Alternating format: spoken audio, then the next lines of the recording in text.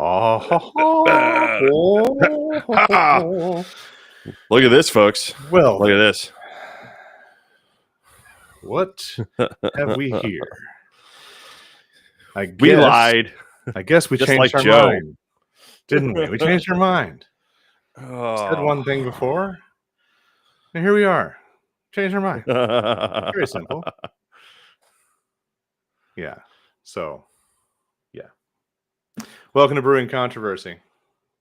I'm Lucas. This is David. And we are doing a December show after all. There was just too much shit going on. We kept having conversations about, like, well, I mean, we're going to have to do like an 8-hour show in January.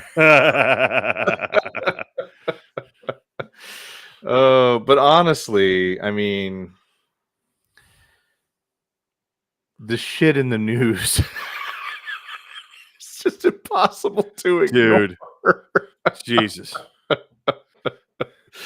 Oh, if you're here, say baby hi. Jesus. Rob's here. Look, Rob's there. Hi, hello, howdy. Oh my God, you're sharing, you're splitting your time with the Rams. That's, I feel honored. I mean, that's a reason to drink right there. I feel important. Look, don't pick on the Rams. Detroit got their quarterback, and you know. It's been fun to watch football for me. It's weird. Well, I mean, David, you know I haven't really been that big of a football fan for most of my life, but like watching the Lions is fucking fun. Right? I mean, as opposed to watching the Titans, which the fun of it really this year has been me screaming at the television at work being, tank harder. Figure out the assignment at this point, guys. We need to tank harder. We need to make sure the Bears don't beat us to that #1 draft pick at this point. Us and the Predators, man. The Predators, oh my God. Worst season in franchise history. Bottom of the barrel of the NHL. I keep not seeing Preds games, and I keep finding out like I'm not apparently missing much because like I'll forget about the game because I'm not excited because it's not going well. And so, you know, the flag is loyalty displayed on the front porch, but I'm like walking by like, oh yeah, hey Alexa, what's the Predators' latest score? And like, oh. I mean, I was shocked. I was shocked the other night when we went into the second period 3-3 with the Flames. I'm just like, what are you doing? Well, I mean, yeah. The Ducks everyone is better than us. We are literally the worst team in the entire league this year. And on top of it, everyone's already commented on the fact that, hey, Predators, you realize that this isn't a grade school like reward party, right? You have to actually skate fast. Fast. Grade school reward party.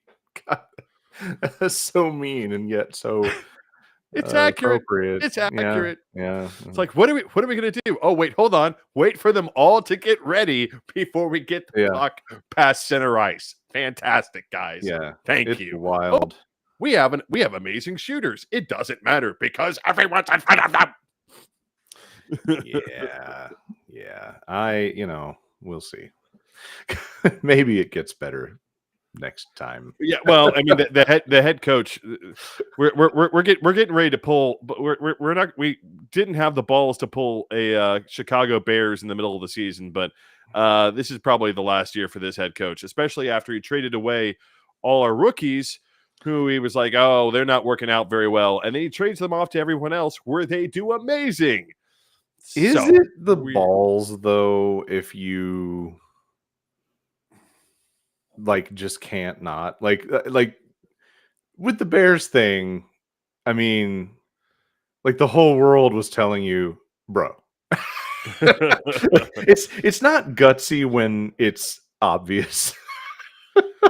We went from being a contender for playoffs to the very bottom of the league. Yes, that we have passed the point in which this would have been appropriate. This should have been appropriate about mid-season. It was really funny.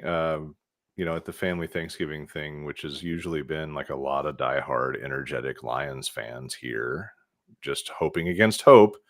I mean, last year was decent, and so they were more well founded. But I always found it fascinating to watch that endless loyalty.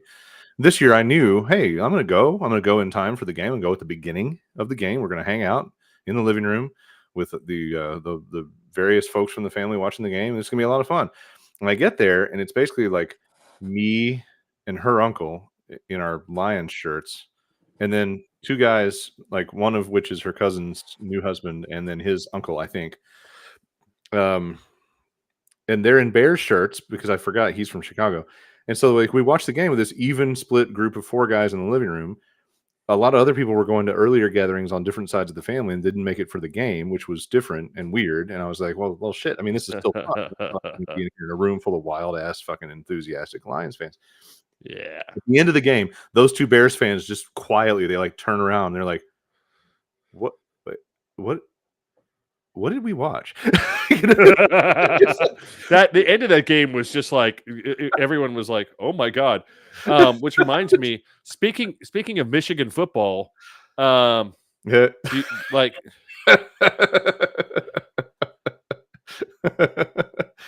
yeah, my camera just got knocked like I was in Ohio. Oh god, yeah. That's I don't plug in on that a lot, but I thought it was. But that was kind of funny to watch the end of that, to be like, oh god, and everyone got pepper sprayed. Yeah. Well, if you're gonna have antics at a Michigan football game, they might as well accurately represent the general attitude of all parties involved, including the Michigan cops. So, well, that was the Ohio cops. No, I think it was most of them were Michigan State Police. Were they? Yeah. All right. I just completely knocked my camera. I'm pretty sure I'm trying to open one of my beers, and it has a very, very thick wax seal, which is why I kept on knocking my camera. Now, I think, and I could be wrong, but I think it was a lot of the Michigan State Police that were on the road were involved in that, like, attempt to peacekeep. But maybe it was a little of both. It probably just was a little of both. Who knows? Whatever. I wasn't paying that much attention. I don't know if I care. Anyway, we're going to do a happy hour full of stuff to catch up. And then we're going to talk about our big topic of the evening. We're going to drink and review 2 beers tonight. And no, I still haven't figured out where I put the beer intro videos. So we're not doing that. We're just going to talk about beers. There was some point in the past where I created those beer intro videos, and I have like the original raw creation pieces, but I don't think I have. I think it might be on a project drive that I dump large shit on that I don't need very frequently. And I haven't remembered to go to the basement into the fireproof box and pull out the backup drive and plug it in and see if those video projects are in there. But they're not readily available. So what we're going to do is we're going to jump into our happy hour after we crack open our first beers. I also need to check and see which beers I've got. Which one are you queuing up? Are you queuing up I could queue up either. Which do you want? Do you want me to queue up pumpkin pie or the Xmas beer? Let's do the because I frosted my glass. Let's start with your Christmas beer, and then I'll do mine. Okay. I think that's the way to do it. Good deal. I will still continue to be working on getting the massive amount of wax that Southern Grist put on this bottle. Yeah. While you talk about that, so yeah. Without further ado, let's start with a beer, because before we do the happy hour, there must be beer. But first, David's beer, and you are doing. Let's see. That is the Merry Monkey. Yes. Yeah. Do your Merry Monkey. Or spank your Merry Monkey, or whatever. I mean, it's Victory Brewery. They like to make these jokes. Sounds like a lyric. Spank your Merry Monkey. Anyway, so I'll go ahead and pour this little gem. Oh, look at that! Getting all in our face with shit. This makes my naked, no label can that I brought home tonight feel really lame. Oh shit! Come on. Hold boy. together there. Now's the part of the show where David leaks beer all over his desk, which is a once in a while an attraction, a feature here on Brewing Controversy.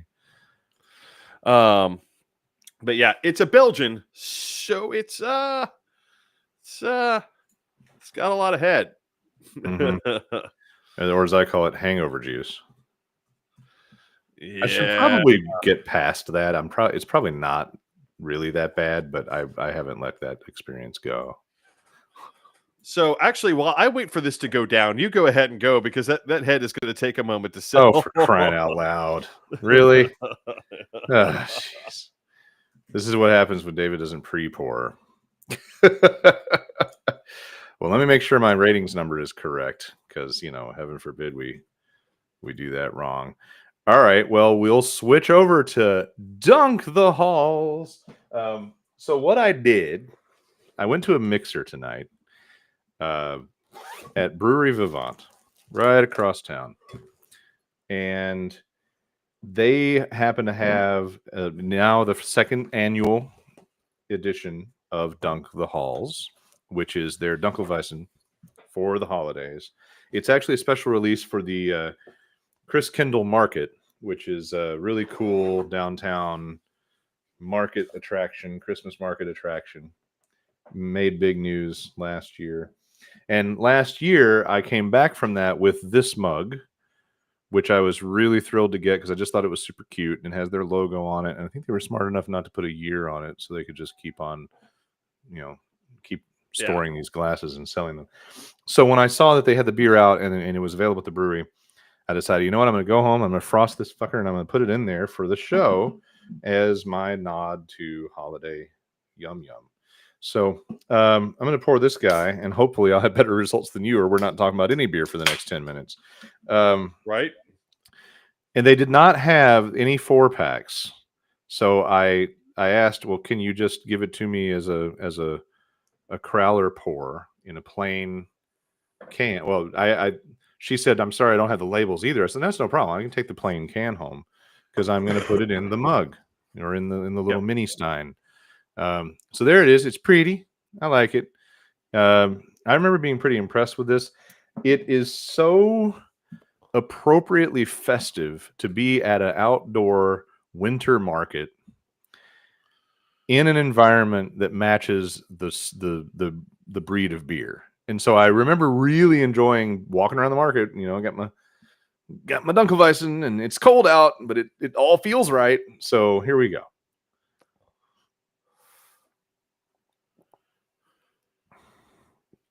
Yep. Feels like I need to be waiting in an extremely long line for a super cheesy sandwich. I forgot what they call that thing. I need to bring one of them on the show and talk about it. So yeah, it's if you're Dunkelweizen familiar, it's everything that you would want it to be. It has I think I typically tell people I'm not really that into wheat, but I think it's that the only wheat that I really have a palate for anymore is Dunkelweizen. Like there's the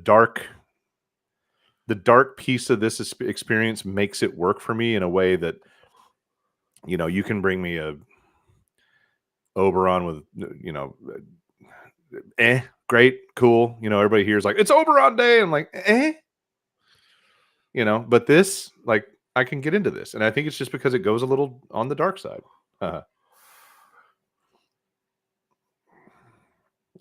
Like right now, it's very snowy here. Finally. Streets are generally fine if they're I mean, this is a place that knows how to live in the winter. So the people that you have things called snow plows. Yeah. And they tend to plow. Hear legends. They tend to plow the side streets down so that there's like this nice little drivable layer. The way to analogize this to Southerners is dirt roads. Like that's what the whole city turns into if it's not a major street. So all the dumb shit that you would not do on a dirt road, you don't do on the neighborhood side roads. That's all. That's really all it is. It translates until there's like a thawing and an icing and anything. Like the snow itself is basically like cold dirt road. And it's quite doable. I've been back and forth across town both yesterday and today. It's not that big of a deal if you don't, act like a dipshit. And we do have plenty. So right now, I feel like I should be wandering out in the yard, in the snow, standing around with a Dunkelweizen, just, get off my lawn whenever it thaws out. So all right, I now will say this my is victory. accurate. I think it's a good solid almost 4. That's about right. I'm a little surprised at the lack of rankings, considering that it's a very highly attended Beer City, USA event where it I mean, rolls but out. that also has its own drawback, which is everyone's like, oh, someone else will rate this. Yeah, that's probably the point. Yep. All right, let's get into your Merry Monkey. Spank that Merry Monkey for us. What was it, like a dog hair in your Merry Monkey? What the fuck is going on over there? No, it's almost time for my triannual like shearing, so my hair is kind of. Oh, okay, gotcha. By the way, Carrie's here. Hey, Carrie, Hey, good to see Carrie. you. Um, Super special snacks. That's a trivia fact about Carrie that, yeah, she makes some special snacks, Scooby snacks, if you will. so Wait a minute, Brian's here. Everybody's coming in when you're trying to review a beer, so now I'm going to interrupt yeah, you. I know, it's fine. Heidi ho. I ho. don't know how I feel about this one. Really? Okay. Is it not? Is it not standing up to other Belgian experiences, or is it? It feels like the spice in this one is actually taking away from the experience, and I think that's what's making me not happy with it right now. Okay. It's got some very nice spice notes to it. It's got like because most people just reach for the nutmeg Yeah. and the cinnamon and they call it a day. This has obviously got it's I think it's the cranberry that they've tried to shoehorn into this where I'm just sort of like, huh. Yeah, because it's not just a Belgian strong; it's got a holiday spin. Yeah, it's definitely the cranberry that they've shoehorned into this, and it's not playing Cranberry well with orange everyone else. peel. Yeah, yeah. I see what you're saying Um, because it they give it the or notes of cranberry, orange peel, cinnamon, and nutmeg, but like it might be trying too hard. that's the thing is like it's very obvious that they put straight cranberry like if it tastes like they put maybe straight cranberry extract into here as their flavoring. The orange Mm-hmm. peel is easy enough to add. That as an extract, orange oils, things like that. That's easy enough to add. Cinnamon, nutmeg. Again, you don't really do extracts of that. You get the actual thing and put it in the flavor bag when you're Mm-hmm. flavoring these beers. This, I mean, the thing is, it goes cranberry and then it goes, and here's everyone else, Oh, and it's just separating them.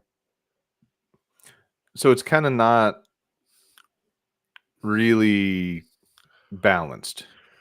Yeah, and the other thing that's happening is, so it's got the orange peel at it's got the bitterness from the cranberry. Like most people, when you think of adding cranberry to stuff, most people don't necessarily remember. Like my mom does like a cranberry relish for Thanksgiving, which Uh-huh. is intentionally kind of bitter, right? Okay. And you add it to sweet things to make them bitter. Is you take a little spoonful of this cranberry jalapeno relish Okay.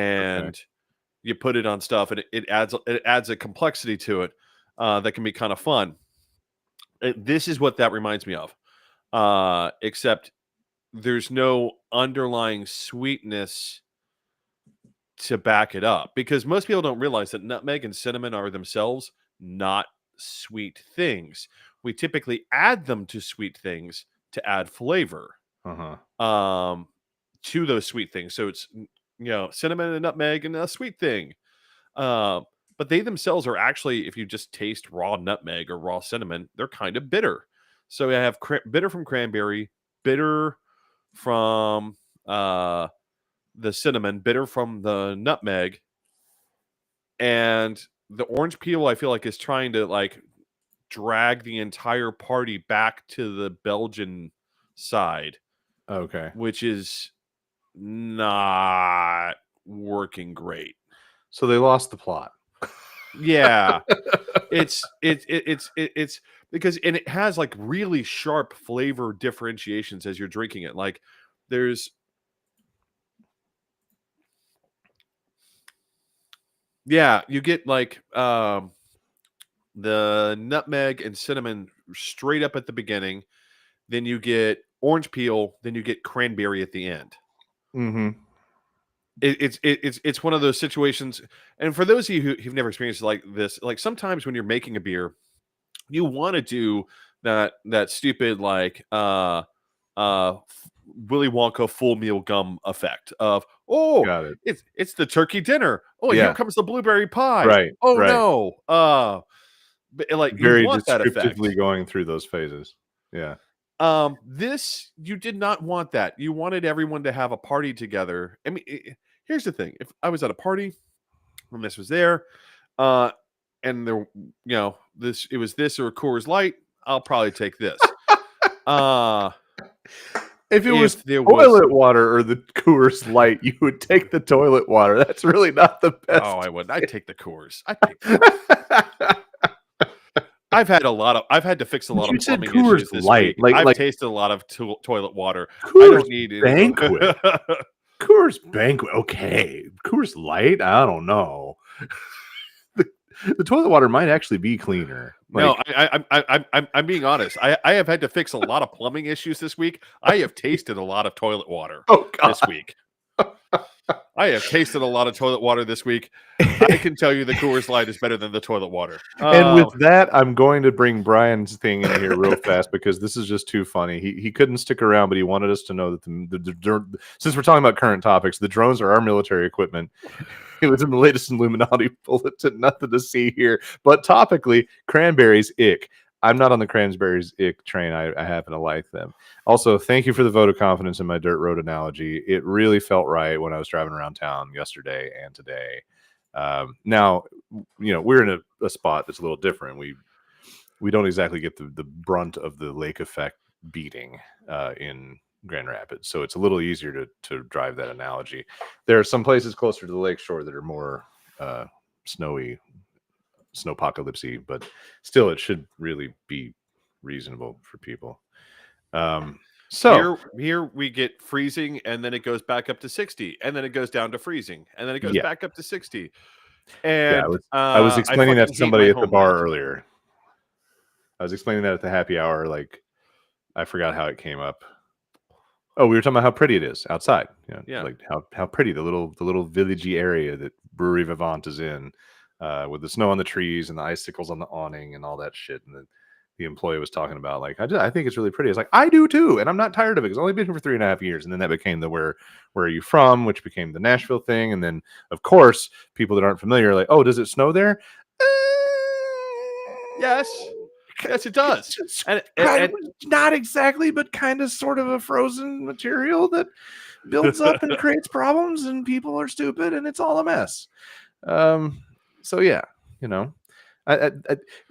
people don't understand the topography. That Nashville's in a bowl, a geological bowl, and I think I need to start explaining to people, like, if you took some powdered sugar and a literal bowl in your kitchen and just walked by and went,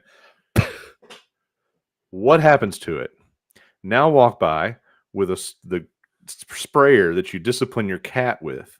Do them both at the same time. What lands in the bottom of the bowl? That's Nashville. And Now also freeze remember it being a city of 1 million people with no effective public transit system, and not a lot of pollution controls. That snow gets nasty real fast. Yeah.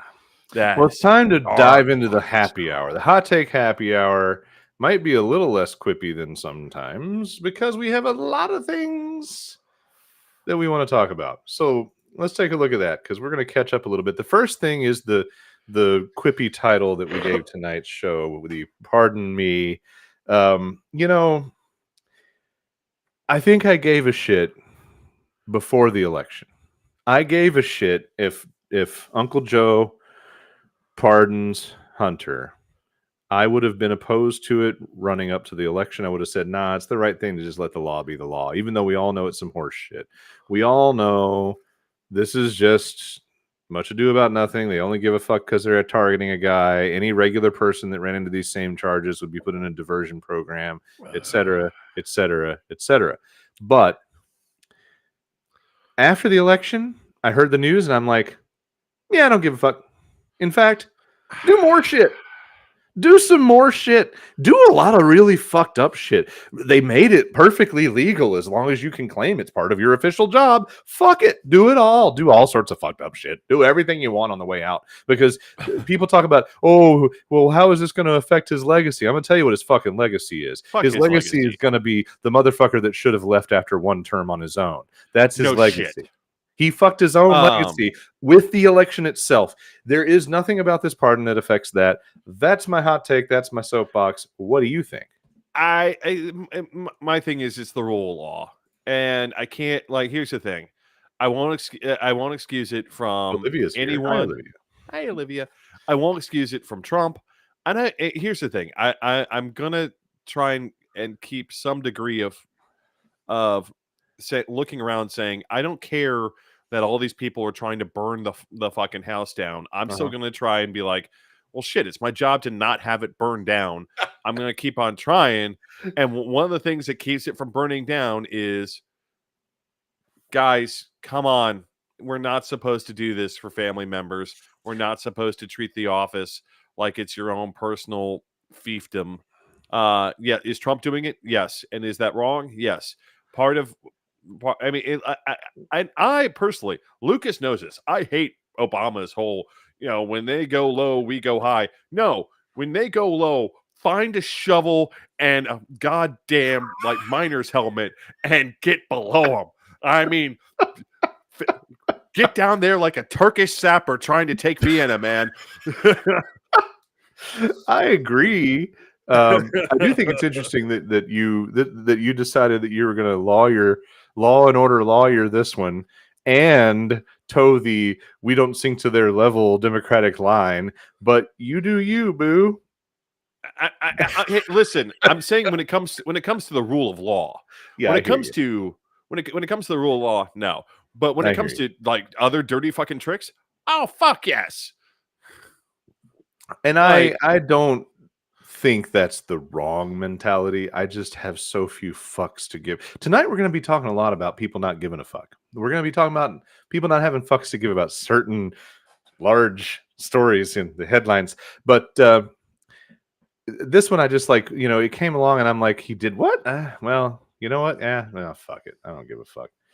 And I think a little piece of it for me, if you do take the extreme possibilities of the Trump administration, there's a little of this that is an extremely understandable, oh, no. I'm going to save him from that, because there's a difference in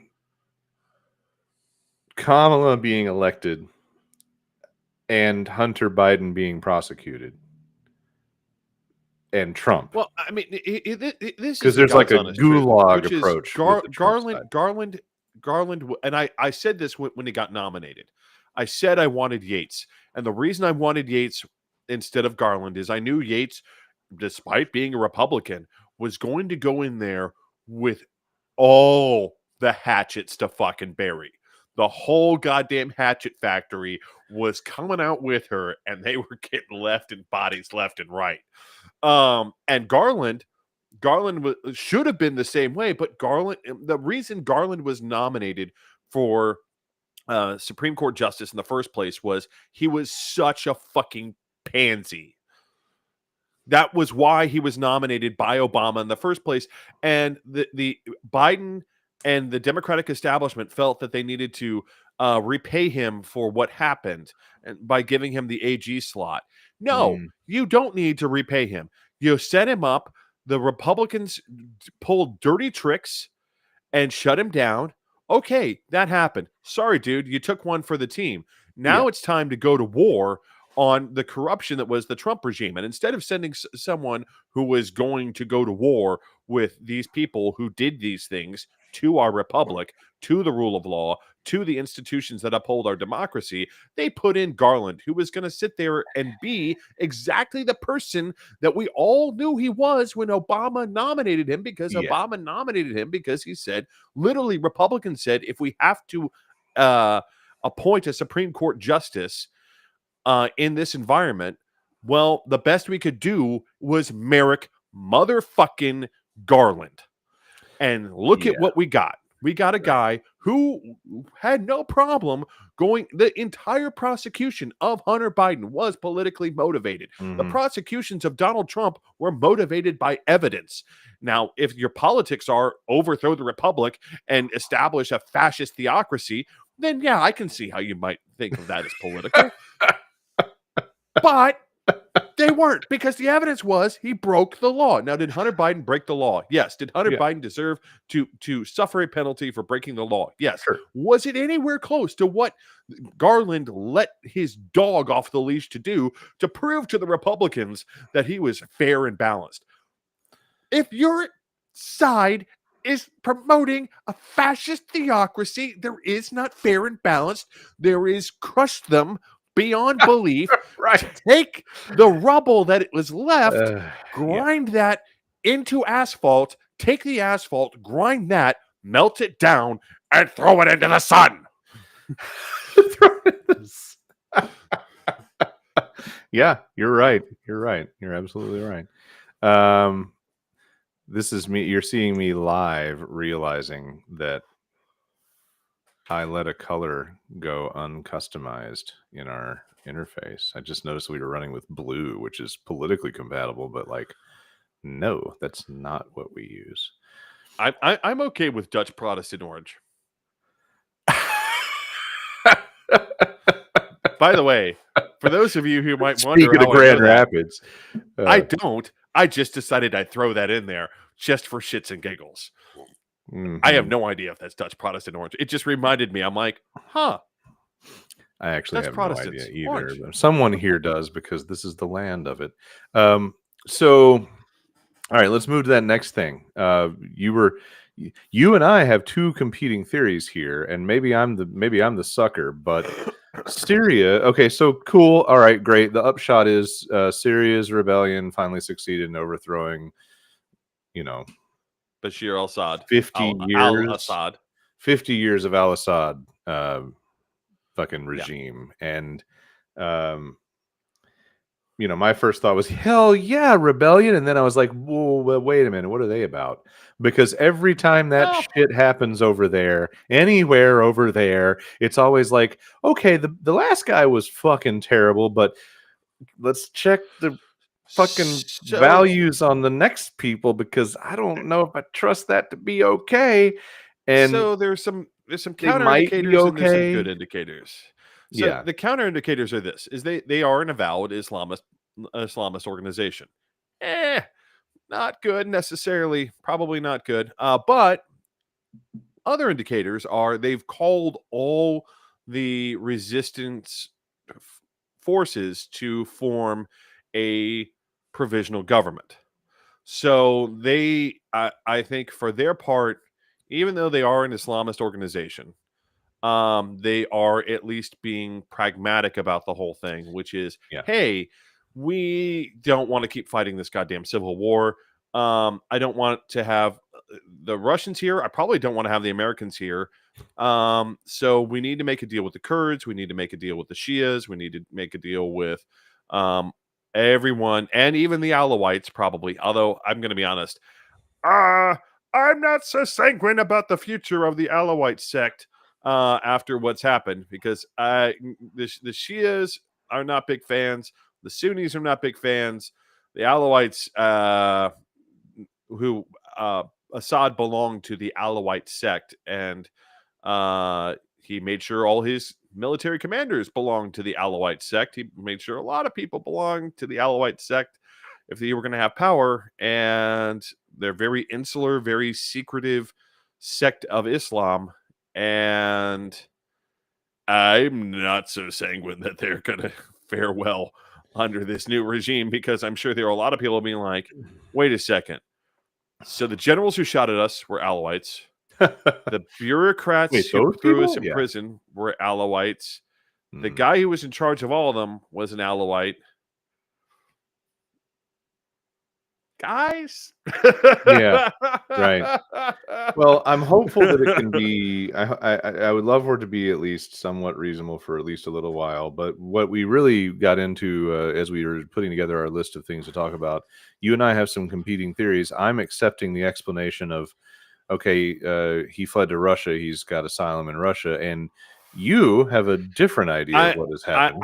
I've heard scuttlebutt that his plane went down somewhere inside Russian airspace after it entered, which is one of the reasons His we haven't plane seen fell him down some since. stairs. Is that what you're Yeah, saying? his plane fell down some It stairs, and the fell out a reason is Russian that window.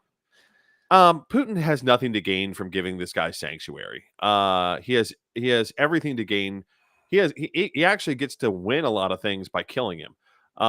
If he kills if he kills Al Assad and his government, now maybe he gets to keep the Russian naval base in Syria. Maybe by showing like, oh, well, here's your enemy's head.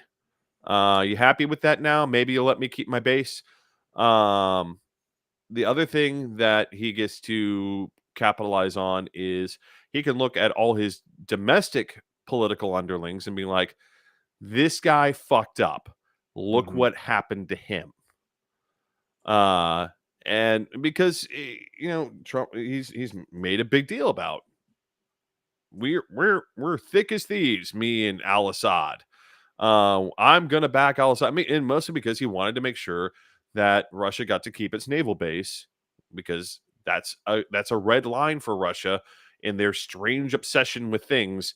Um, for a country that doesn't have that much actual usable coastline, the Russian Navy is this third rail in Russian political and social thought of we have to be able to command the seas somehow, even though our Navy sucks and we don't have any good places to park one, but we have a Navy. Um, and I mean that's why Ukraine is happening right now. It's because the Ukrainians said, we don't really want you to have the base at in Crimea anymore. And that's what triggered this whole thing, is because it's this third rail in Russian thought of we must have a navy because great powers have navies. I'm like, your navy sucks, dude. It's really bad. Well, I'll tell you this. I just did a quick spin to make sure I couldn't find anything, and it really is kind of an up in the air. Like nobody's really sure because like photos of him Yep. in Russia have been found to be fakes. Um, and the last real whereabouts are, well, he got on a plane, and then its sources state that he's in Russia, but we haven't really, unless I've missed something in my research, we haven't really seen like Nope. a bona fide current video of him hanging out with Putin. Yeah, like I said, Um, Scuttlebutt says that he took, and here's the other thing. You don't want a legacy of failure hanging around while you're busily not really doing that well in Ukraine. mhm. Um, are the Russians gaining a little bit of ground? Yes, but the problem is they're gaining ground at ridiculous losses, and the Ukrainians know this. I mean, this is when Ukraine always hits the panic button as hard as they can, but Yeah. Ukraine knows the longer this war goes on, as long as they can keep the lifeline of Western support flowing to them, they can bleed the Russians out. That's why the Russians are now borrowing troops from North Korea, because someone showed a video the other day of Russians trying to recruit within the Donbass, and they're basically just lining people up, telling them that they're going to join the military, and they'll be like, "Oh, but if you volunteer, we'll pay you." And everyone's like, just raise your hand, and no one raises their hand, because the casualty rates, as far as we can tell, the Ukrainians are taking a beating, but they're in terms of wars of attrition, they're making the Russians bleed for every damn inch of ground. and I mean the fact that the Russian tank corps is all but gutted. I mean, and sanctions are having a bite. And on top of it, the longer Russia does this, especially now that Russia has reached out to North Korea, they've pissed off the Chinese on top of it. Russia right now is basically trading on um, something akin to almost giving China sovereignty over the Russian oil fields to get the Chinese to continue to support their efforts and continue to supply them with technology and imports for things. They're a little hopeful that Trump might be a little bit better, but even then, it's not going to. I don't think that there's anything that's on the table that's radically going to turn this around for Russia, other than them to continue to throw bodies at this. And the realization is that the way this is working is that the Ukrainians are fighting a defensive war, and one of the nice things about being on defense most of the time, unless you're fucking Russia, because they're the only ones to, in recent memory, who've managed to fuck this up like they can. Your casualties are normally less. Now, obviously, if we're looking at World War II and Russia, it's like you were fighting a defensive war and somehow lost 1/4 of your population. Right. God right. damn, y'all are some fuck ups. Now, But I mean, that's I want to like. It's really interesting because I'm starting to encounter shit that makes me feel old. And I was a kid when this routine was new, but when I was younger, much younger, I listened to the hell out of Robin Williams at the Met. that was So a great show, by the way. for those who are young, to understand the ridiculous hanging on length of the Assad family regime, I always, every time I hear his name, I go back to Robin Williams at the Met. And I pulled it up so I could quote it accurately. The whole Middle East is like an old Marx Brothers routine. It's like Gaddafi, God bless you. Assad, nobody. Hussein, nobody. You're out of here. Robin Williams in 1986 included that family name. That's how long this shit's been going on. That was his daddy. That was right. his dad. That's why I'm saying family name. Family regime, family name. That's how long this shit's been going on. These motherfuckers have been working on. Hey, to Gaddafi's credit, he made it all the way from the beginning to the end. So did Hussein. Both of them at least managed to do this as a one act. True. True. The Assads, to their credit, managed to do this for 2 acts. That is true. So next up is one of my pets. This would be pretty simple. Thank goodness. So I've mentioned on the show before different stuff about the dust up here about the zoo, the John Ball Zoo. David, you and I have not necessarily talked in detail, so I'm going to explain it to you to catch you up, and then people that don't know what's going on will be caught up. We have a zoo here, an urban zoo. It's beautiful. It's wonderful. It sits on land that was donated to the city by a guy named John Ball. I'm leaving out little nuances that are probably going to piss off the natives because I just need the summary. I'm not from here.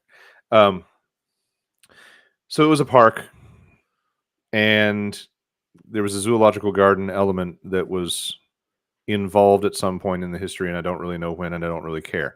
The bottom line is the city handed it over to the county. The city deeded it to the county in 1987 or 89, in the late 80s. Right, this is a concept I'm not used to. Okay, fine. And in that is that it will be used as a zoological garden, and everything that happens on the land must serve the purpose of the zoo, right? Easy to understand. But got a whole lot of people that can't let go of this concept that it used to be a park. Well, guess what? It's not a fucking park anymore. It is legally not a fucking park. It has green space, but it's not a park. And so there's been this really protracted battle. And it involves the zoo needing more parking in order to do more shit and make more money and thusly do yet more shit in their mission of conservation, education, etc. And there was a vote some time ago, I don't remember exactly when, in the last 20 years, county-wide vote to accept a donation from the Meyer family for a large swath of land that would have become a new zoo, somewhat more burby. And the voters were given the chance to vote for a millage that would have funded relocating and developing the zoo on this donated land. And the voters said no. All in your millages. Yeah, I know. Along comes the debate over, well, there's all this green space and the zoo needs to build more parking. There are some details I'm not going to bore you with, but there have been transportation studies that establish as a fact that zoo patrons do not want to park off-site and then put their suburban asses on buses and get here from another means. And Grassmere. at the end of the day, you've got all kinds of people that are just not working in fact. Like, I went to what turned into a very contentious meeting, and yes, I was one of the contenders, where some lady that was griping at the zoo stood up and said, no zoo has 2,000 parking spaces. That's ridiculous. And I'm over there like, yeah, you know where this is going. I'm over there, Nashville Zoo, number of parking spaces in Google. I'm like, all right. Oh, I'll be goddamned if it's not 1,900. So to clarify to our Michiganders, where I'm coming from, Nashville for a long time had two zoos. Mm-hmm. We had the Nashville Zoo, and we had Grassmere. Yep. Now, Grassmere Wildlife Park. Because let's just be clear about what Grassmere was. At some point in the past, there might have been a situation in my beloved homeland in which certain individuals owned very large tracts of land for the purpose of growing cash crops. And then there was this thing where the federal government explained to them that the people who were working these large tracts of land would no longer be doing that. At least not for free. At least not for free, right? However, in many cases, many of those individuals who had these large tracts of land continued to own them. One such was the Grassmere plantation. And the Grassmere plantation, when the Grassmeres ran out of testicles to throw at the problem, ended up deeding a large portion of this land over to the city. Croft. Be accurate in your naming. I know the Croft. The plantation was Grassmere. It was Croft family. The Croft family ran out of testicles to throw at the problem, and only had uteruses left, and they deeded what was left of the land to the city for animal sanctuary, which we have a lot of, strangely. Interestingly enough, like so many other stories, the problem wasn't solved until the women came along and said this needs to change. So we ended up with two zoos for a while. Mm-hmm. One was this big wildlife park with random ass shit like a buffalo herd and other things that were happening. And eventually the Nashville Zoo was looking around going, instead of trying to expand our current space, why don't we just take the entire zoo and move it over to this giant ass piece of land that we already have, that is already by bequest to be reserved only for animal sanctuary, and we'll just move the zoo over there. And that's what they did.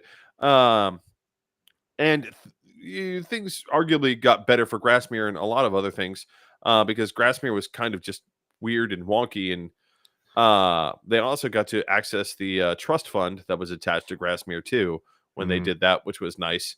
It's turned out to be quite the nice zoo, and it's worked out because there was a lot more space at Grassmere.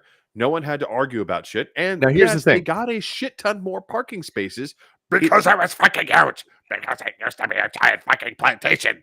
If this zoo had moved out to this location that people like to be butthurt and not let go of, it would have been more like what happened in Nashville, because here this zoo is bordered on the back by a federal highway, And on one side by a state highway / urban boulevard that includes the exits from said federal highway. So that shit ain't changing.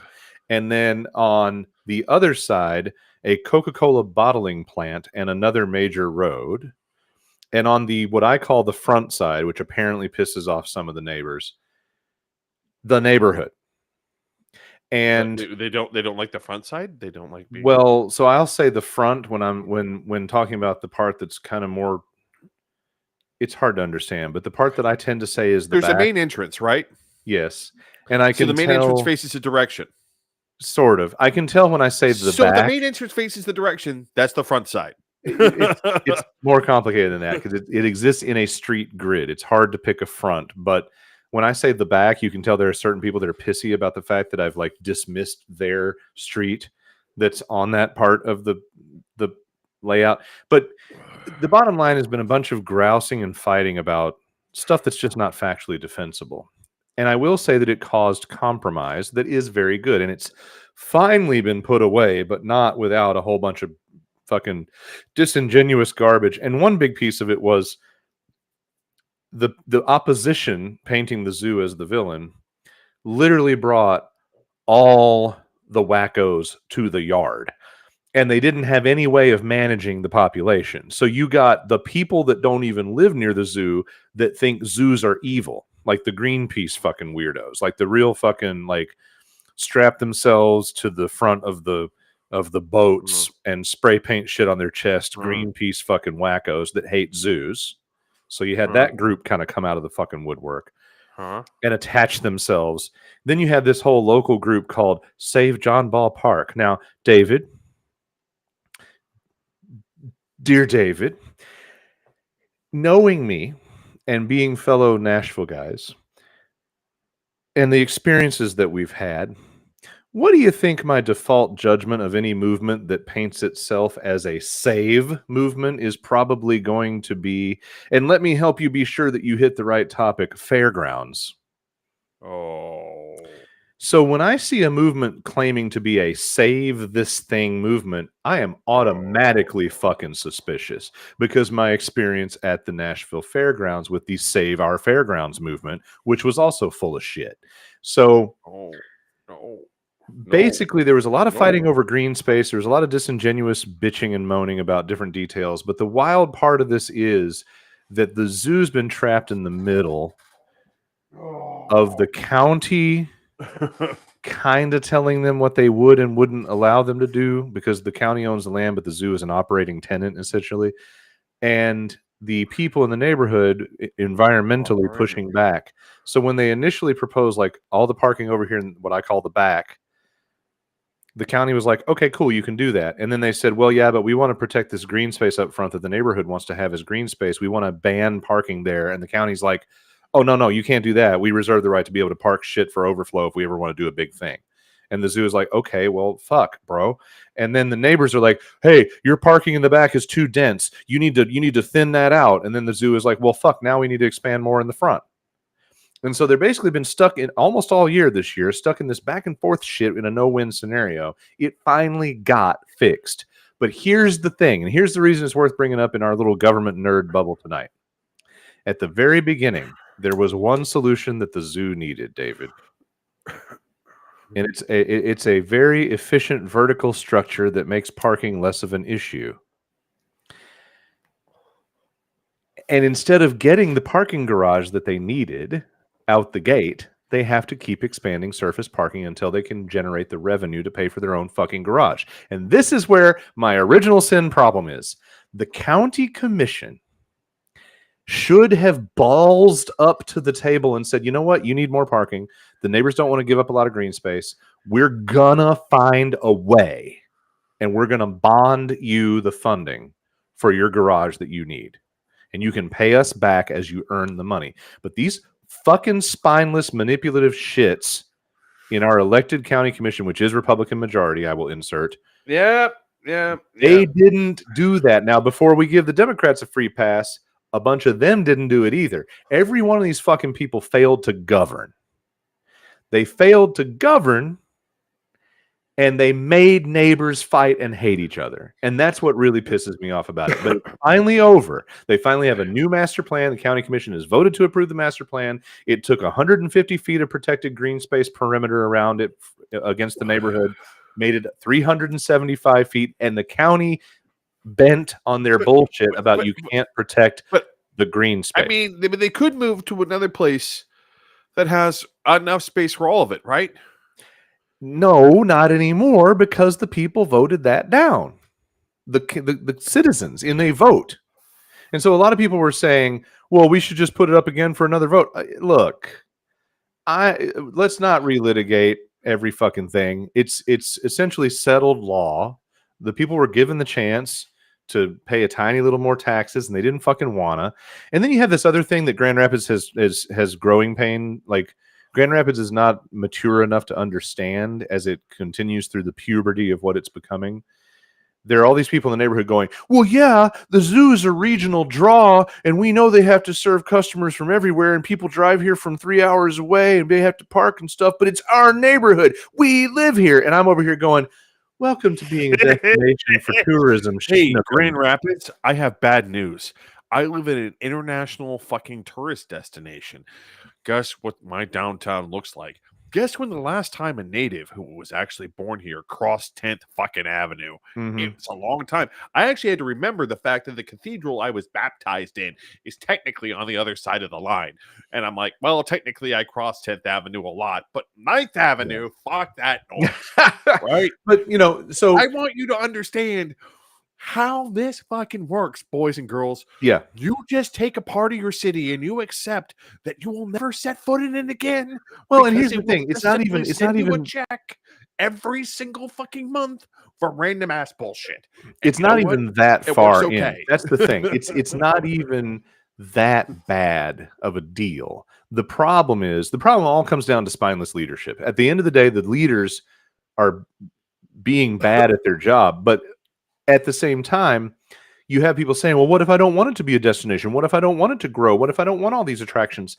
And that's where I lean in and say, I'm sorry, schnookums, but in case you forgot to count, millennials are in their 40s now. And what's the one thing that generation is most known for? Experience economy. So if you expect the largest demographic gaining their footing in family life and disposable income to do anything to raise the tax revenue of your fucking city, guess what it's not gonna be? It's not gonna be fucking furniture anymore. It's not gonna be fucking gypsum mines anymore. And it's not gonna just be hung on the corrupt healthcare industry. And it's not gonna be beer. If you want to know how the furniture industry works out, ask High Point, North Carolina. Well, to be fair, the furniture thing here is great. It's fine, and it is what it is. The problem is it's not going to explode. It's not going to increase. If you want anything to be future for economy here, it's shit to do. And the breweries can't do it all. It can't just be Beer City. No. So people want to bitch and moan about, oh, we don't need a soccer stadium. Nobody likes soccer. Atlanta would like a word. And also Nashville would like a word. Well, yes, but Atlanta's our soccer stadium is doing fantastic. And Lucas brought up the fairground issue earlier, which is we tore down half the fucking fairground. We put in a soccer stadium, and it is making the city money. Yeah. Well, and I like that Olivia brings up a airport, because that's part of this thing to me. It's like people want to, well, I live next to the zoo. Yeah, and people live next to the airport.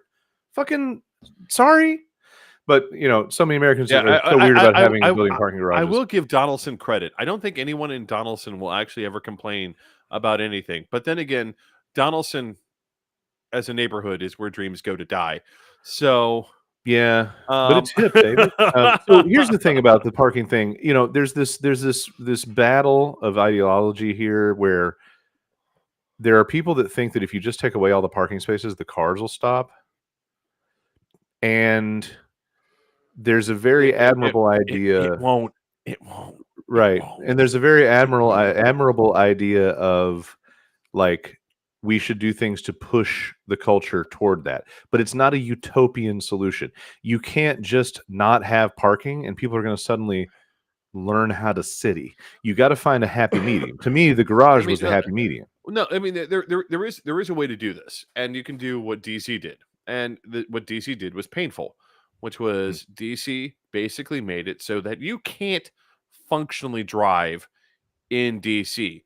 You have to park someplace outside of DC and use public transit, because if you try and use your car inside, I can say this from experience.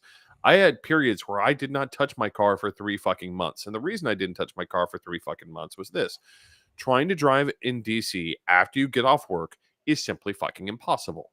You have to use public transit. You Hey, cannot Colin's use here. Hi, Colin. Hey, fucking sea bear. So, David, But you're you right. cannot use public transit. You're in right that about the situation. DC thing, but you also mentioned the one thing that DC did. They built a world-renowned metro train system. World renowned is a little bit of a stretch, but it's functional. It's very functional. And again, My like dude, they moved 2 million people in and out for the Obama inauguration against all odds without any major incident. It is world renowned. I will say this: Nashville's headed to the same problem, which is the fact that we're headed towards the realization, and more people are realizing it, that we're heading towards the realization that we're going to have to build an L, and it's going to radically change the city when we build an L, because so many people who have gotten used to looking out their window and seeing a building across the street are now going to look out their window and see a train track. Right. But I mean, there's simply no other way around it. It's part of that classic analogy of Nashville reminds me of Atlanta 20 years ago. Well, Atlanta figured out that they had to have fucking transit. So that's the one thing that's not going to keep up very well in Grand Rapids, and that's the reason the car utopia is a problem. But let's jump over to Ray. Oh God. Oh, boy. This pisses me off so much. So Christopher Wray did such a great job. I mean, he was a Trump appointee, Which is wild. Christopher Wray was a Trump appointee who actually was an institutionalist. Yep. Did the fucking job. Crazy. And instead of girding his fucking balls and making Trump fire him, chose to resign. Yep. Well, he's going to. You sad, sorry sack of little gelatinous fucking sea slug slime. You are you are such a piece of shit. Yeah, it's really disappointing. Because here's the thing. Now we're going to get this guy who's literally coming in for the express purpose of being a hitman for the Trump regime, to go attack Democrats in office and go attack all these people. And that's what he wrote a book about how he's going to do it. The man wrote a book about how he's going to do it. And this is the guy Trump wants to put in. Now, my hope is that Thune and the Republicans in the Senate are not as sanguine about giving Trump his own personal attack dog, because thus far Thune has done a pretty good job of saying, okay, all right, so this is going to confuse everyone, but I have to do this right now because C has called me out on this particular point, and I have to do this. I'd eat a chicken salad sandwich on his grandmother's grave. Thank you. Now, moving on. I can't be the only one that's lost. It's okay. It's an inside joke, and I have to acknowledge Colin for his calling me out on me having to pull out the old voice. Okay. Yep. Definitely feel like I wasn't there for. Definitely feel like I wasn't there for something. Yeah. Anyway, back to the point of here's Kash Patel realizing that was definitely not just a fart. Yeah, that's the guy. No, I mean this guy literally made a point over the fact that his entire existence is going to be to run political hit jobs against other people. Like, Whatever what was he credibility the communicating FBI with this had, photo? Like, what was he saying here? Was this his tough guy pose? Because, my man, that's not a tough guy pose. I That's also want to point out. I also want to point out you should never do a tough guy pose with a spread collar. That's just and a wide knot. Tough guy pose with a well, spread it's collar like and a wide knot. this is just like there's nothing in this expression that says tough guy or I'm going to kick your ass. All this says to me is what was that I just sat on? Yeah. I don't get it. Anyway, back beyond the fashion choices of things you should never do, and if you want to project power, like don't wear a spread, don't wear like don't wear a spread collar and a wide knot. Unless you're a tiny man. If you're a really tiny man, He might okay, fine. be.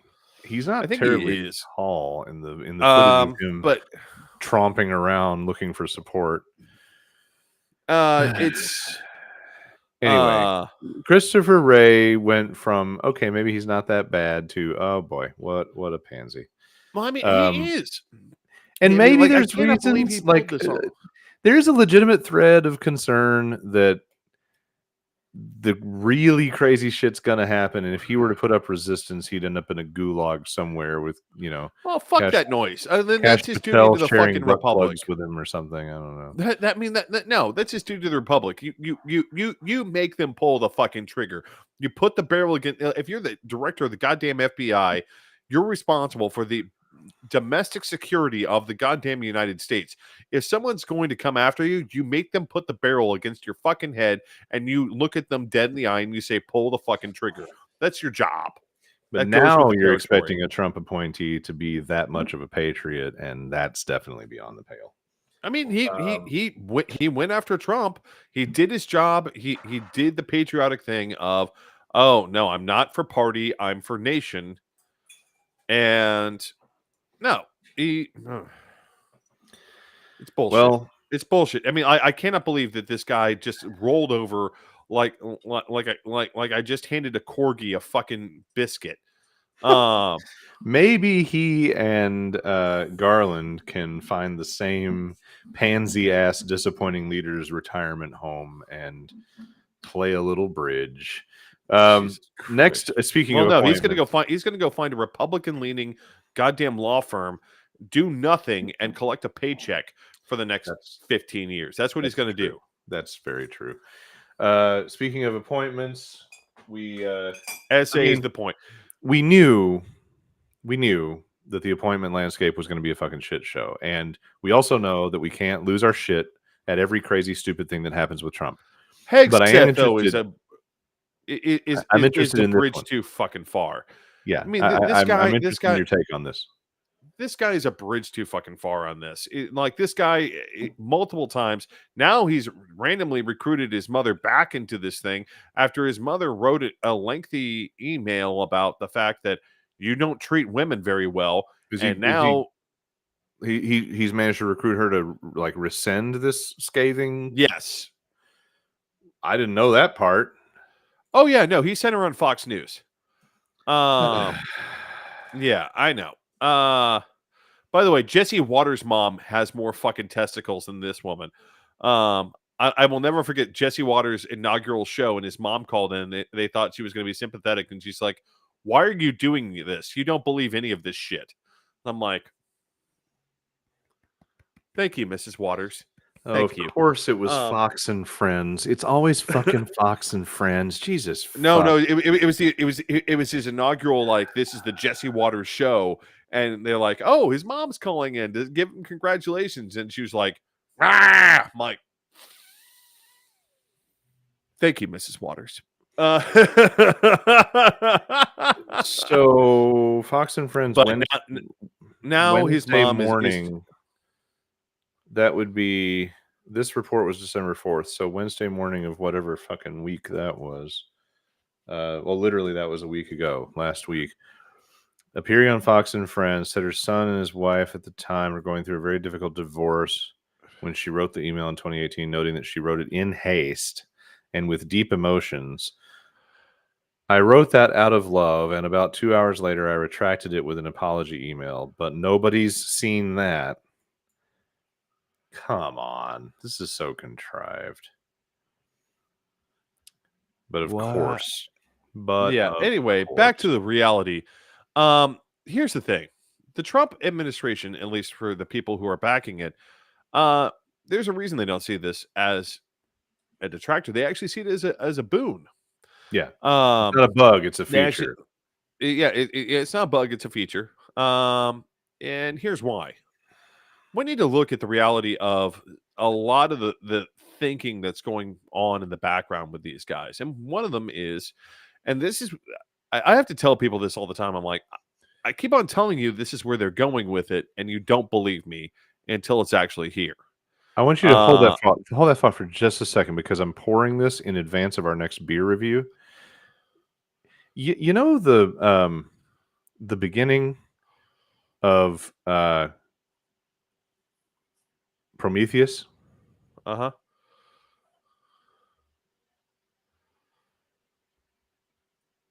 In your words, that is dark as hell. Oh my Anyway, god. All right, we'll get to back that. to the point. Back to the point. We need to look at the people who are backing this idea, and I keep on having to have these conversations. I remember 5 years ago, or 6 or 7 years ago, really, I had a conversation with someone. I'm like, I'm more afraid of the hillbillies because they're going to come at us with guns Hmm. than I am, all these other. I'm like, no, these guys are the bad guys. They're the ones coming to do harm. And sure enough, that's what they did. Uh, and But now, no one believed me, and then it came to pass. right. And But then I now it's the said, abusers. especially after Roe v. Wade, I'm like, they're coming after contraception next. That's Mhm. their next goal. And sure enough, they are going after contraception. They are going after Mhm. any ability to medically alter the likelihood that a woman will be impregnated. They are going after the ability of any woman to do anything against her rapist for impregnating her. They are going after all these things. All these pro-life groups are like, no, we never do that. We never do that. And then you turn around and you're like, what now? And they're like, but Well, it's we're different doing now. that. I'm like, it's it like every single time. So the new goals that they have now, what what they have their sights set on, is decriminalizing sexual assault and repealing the right of women to vote. Now, repealing the right of women to vote is going to be a lot harder because it's a constitutional amendment. What they're going to try and do is set up legislative hurdles so that functionally women can't vote, uh, Mhm. which is what they'll do, because trying to pass a constitutional amendment won't pass muster.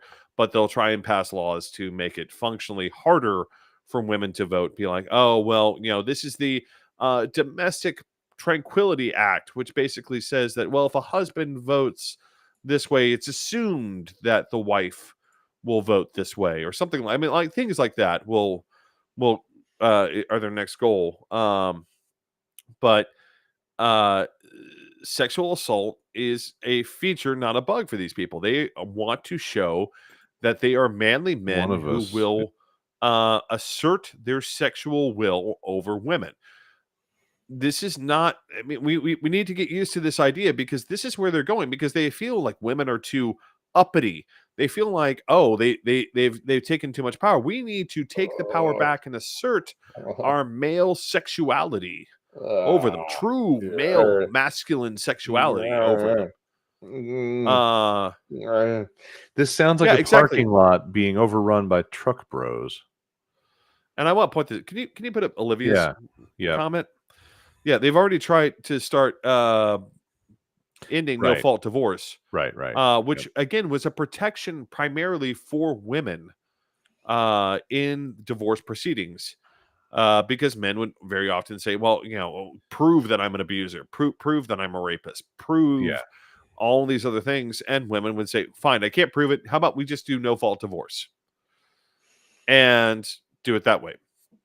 All these things were set up to protect women from abusive men. The fact that Trump is putting up multiple people who are accused of sexual assault is the point. He wants to show that he's putting up their friends who are going to be friendly to people who are like, oh, well, yeah, I raped her, but she was wearing a sexy dress. That's obviously now okay, right? I mean, yeah, my wife didn't want it, but I mean, I'm her husband. Mm, That's how that's mhm, supposed to work. I'm supposed to mhm. get sex as part of this rule. And I want to point out one of the things that struck me and struck Very a lot of people. biblical in a certain frame. It's not even actually that's not even biblical because it's not even valid under Jewish law. Uh which is again a thing every time they're like, "Oh, this is biblical." I'm like, "No, it's not. It's not. There's nothing in this in Talmud or anything else." Or in Torah or in the whole Torah. Uh It's the one old, wifely duties servicing the husband kind of thing that you tend to which is hear actually from. not in Torah. I It's not even an old English law. It's not Dude, even in any law. nothing you find in a tent in Mount Juliet on a Sunday is necessarily in the fucking documents. It's Um it's but about what these sick fucks decide to tell people is. So, yeah, I just point that out. That's not in any religious document whatsoever. But back to the point, they are looking for a way to communicate to these quote unquote Theo bros mm, of we're on your side. We're going to set America right by putting women back in their place. And one of the things that was shocking about the poll results was the number of Gen X men, not Gen X men, millennial and not millennial and Gen Alpha, etc. All those younger groups where men were far more willing to vote on things and act in ways where they're like, oh, women have too much power. And a lot of it, I would argue, one of the things that's happened is that as economics have gotten fuzzier, family dynamics have gotten fuzzier, and sexual relations as a consequence have gotten fuzzier. Because in many cases, family units are partially and possibly largely based upon economic outcomes. And independent women who can support themselves are a bad thing for guys who that's all they've got to offer, right? Is, well, I'll support you. That makes life a lot harder for them. And when they're out trying to fucking find a place to uh plant the root, a lot more women are going to look at them and be like, not so much. I don't need you.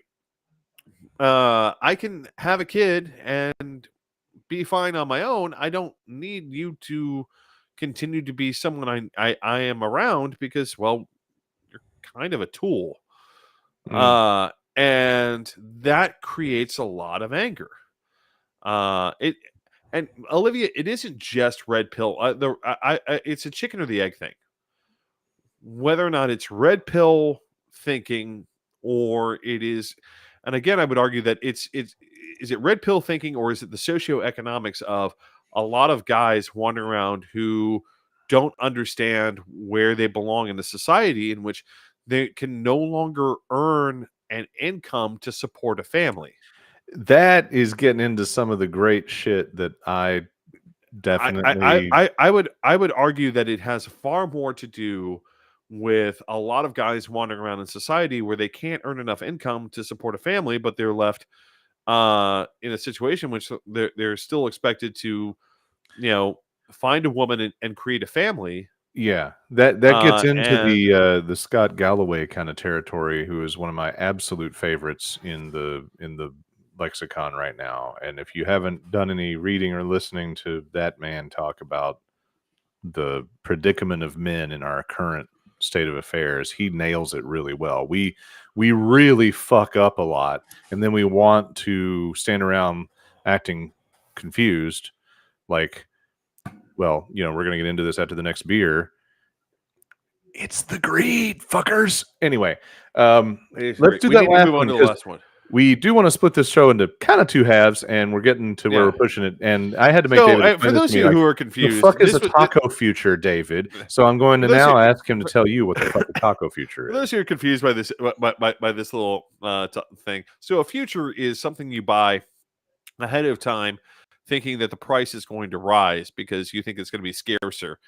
Um, the realities of it's more and more becoming clear the realities of what Trump's uh deportation uh scheme is going to look like, and it's going to end up with His deportation concept. There is no plan.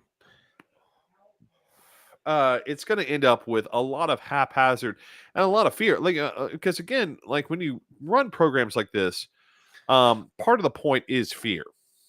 And even Biden leaned on this a little to try and negate some of the immigration issues. Is he leaned a little bit on a little bit of fear about, no, you're going to be deported. You shouldn't come because you'll be deported. You need to be careful about these things because you're going to be deported. Trump's plans about deportation, most specifically, the idea that he's going to deport not only the illegal immigrant but also their children, Mm-hmm. who might Because it's going to or keep the family together, which is like a really fucking very Trump, very yeah, very but Trump even though way to the respond. child is a U.S. citizen, Right. uh, this is I going to do create want. a massive labor problem. Already, Florida has figured out one of the problems that is plagued Florida since the hurricanes is how do we rebuild? And the problem is there simply are not enough workers. Cass is here. Uh, yeah, concepts of a plan. There simply are not enough workers in Florida of age because they've aged their societies so much with their land use policies and their refusal to build new housing and their refusal to support insurance, their refusal to support a lot of things. They've aged their societies so much that there's no one left to build stuff or repair stuff when it breaks down. And the fact that's one of the issues that insurance companies have cited is like, okay, well, I hand you how much is it going to cost me to rebuild your house after a hurricane? Well, with the rate of labor being what it is, I now like a $500,000 house, I have to pay another $500,000 to repair the house just to find qualified workers to repair the house. Here's the thing, David. And this is kind of a hopeful concept, but the thing that we've got to remember is that I forgot who said it. Somebody said it. Other people have said it, but I remember it was a real aha for me. One of the pundits I was watching at the time. All Trump has to do is look like he does things. He's the TV president. So all he really needs to do is get a few elements of coverage and a little bit of footage and photographs of loading just a couple buses. And his idiot, rube, fucktard, fucking cult followers are going to say, No, for the but that's rest the of thing their is lives, for the rest of their lives, they will not gonna win on say, this one. my job got better, work got better, I started making more money, everything got better as soon as he fucking deported all those Yeah, damn immigrants. but the problem is between the tariffs and everything else, it's not gonna work this time. And also the problem of how many illegals are there? I mean, how many people are we talking about? I mean, I'm talking about in Nashville alone, the ability to cook food becomes almost impossible. Yeah, but I think that's where you're going to find that this falls apart. I mean, that's the thing. The thing is, so if you're in that situation, but this is where I'm saying like that's why this is not going to work because it's such an endemic issue. Mm-hmm. It's so endemic. Everyone is looking at at their local taco joint. Everyone's looking at their local restaurant. Everyone's looking at their local whatever, saying, "Why hasn't he deported them? Why hasn't he deported?" This is Trump's problem. is if Trump wants to say that he's going to fix this, every community in America has massive numbers of illegal immigrants. Mm-hmm. And for Trump to say that, like, put a couple of buses together, that's not going to fly. Because everyone, all anyone has to do, this is what breaks the magic for him. All anyone has to do is literally look up and see, and even his cult is not going to buy that. They're like, because You're giving they them a lot of expect. credit. You're No, giving but them a lot of credit. These I'm not rock giving him stupid that much credit. motherfuckers are just going to need to see a couple pictures and be like, "Oh, he's doing it. Promises made, promises kept." But the problem is that they're not angry about someone else's immigrants. They're angry about Jose down the street, right?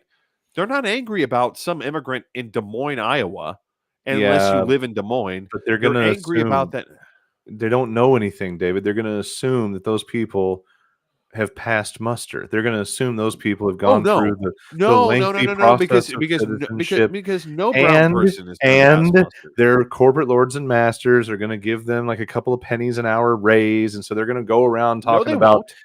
"Oh, I got better. Everything got better because of those damn illegals." Well, what about these guys at this restaurant? Oh, well, they must be the ones that are legal.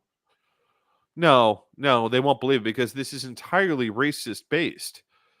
This is entirely racism based. I've even heard this from family members and trying to look at them and be like, I know what you're saying, but you really take a step back and listen to what you're saying about this situation. Yeah, exactly, Olivia. Like these people, like this can't be performative. This can't be like, oh, I put it on the news, because when they get out of their car and they go to go get a meal, when they go to go get their car fixed, when they go to get wherever, right? Jose is still going to be there, and Okay, they're going to so ask, if why it is Jose can't be there? performative, then what is the result? To me, the result is the disillusionment with what they've been promised. Oh yeah, no, I So mean how does that but manifest? Does that manifest with unrest, or does it manifest with them going back to the fucking wilderness? Because if that's what happens, I'm fine with that. I think they're going to go back to the fucking wilderness for the most part. I think there is going to be unrest, but like some of them are going to show unrest, and they're going to want to let Daddy Trump know that he missed some, Yeah, right. They're going to take matters and in their that's own going to be hands. the problem. They're going to want to let Daddy Trump know that he missed some, and he needs to do something about that because that's what they wanted. That even though it's stupid, um, Yeah, yeah, racism is the tool that oligarchs use to keep the proletariat. You know what? You're not wrong. You're not yeah, wrong. Although true. I do object. I do object to the use of the word proletariat because And it's Maine. Immigrants stick out like a sore thumb. This cracker country. I don't think it gets better than that. I think that is the best comment on this topic that we could possibly have. I I want don't more think beer, any of it. David. I poured the beer. I'm looking I at the know. beer. But I just want to leave us with this. I don't think any of us yet realize how bad this is going to get. This is Maybe going to not. get fucking ratchet. This is going to get bad. Maybe we haven't. We'll find out. All right. All right, let's drink another beer and then we'll get to the This is why we incredibly drink.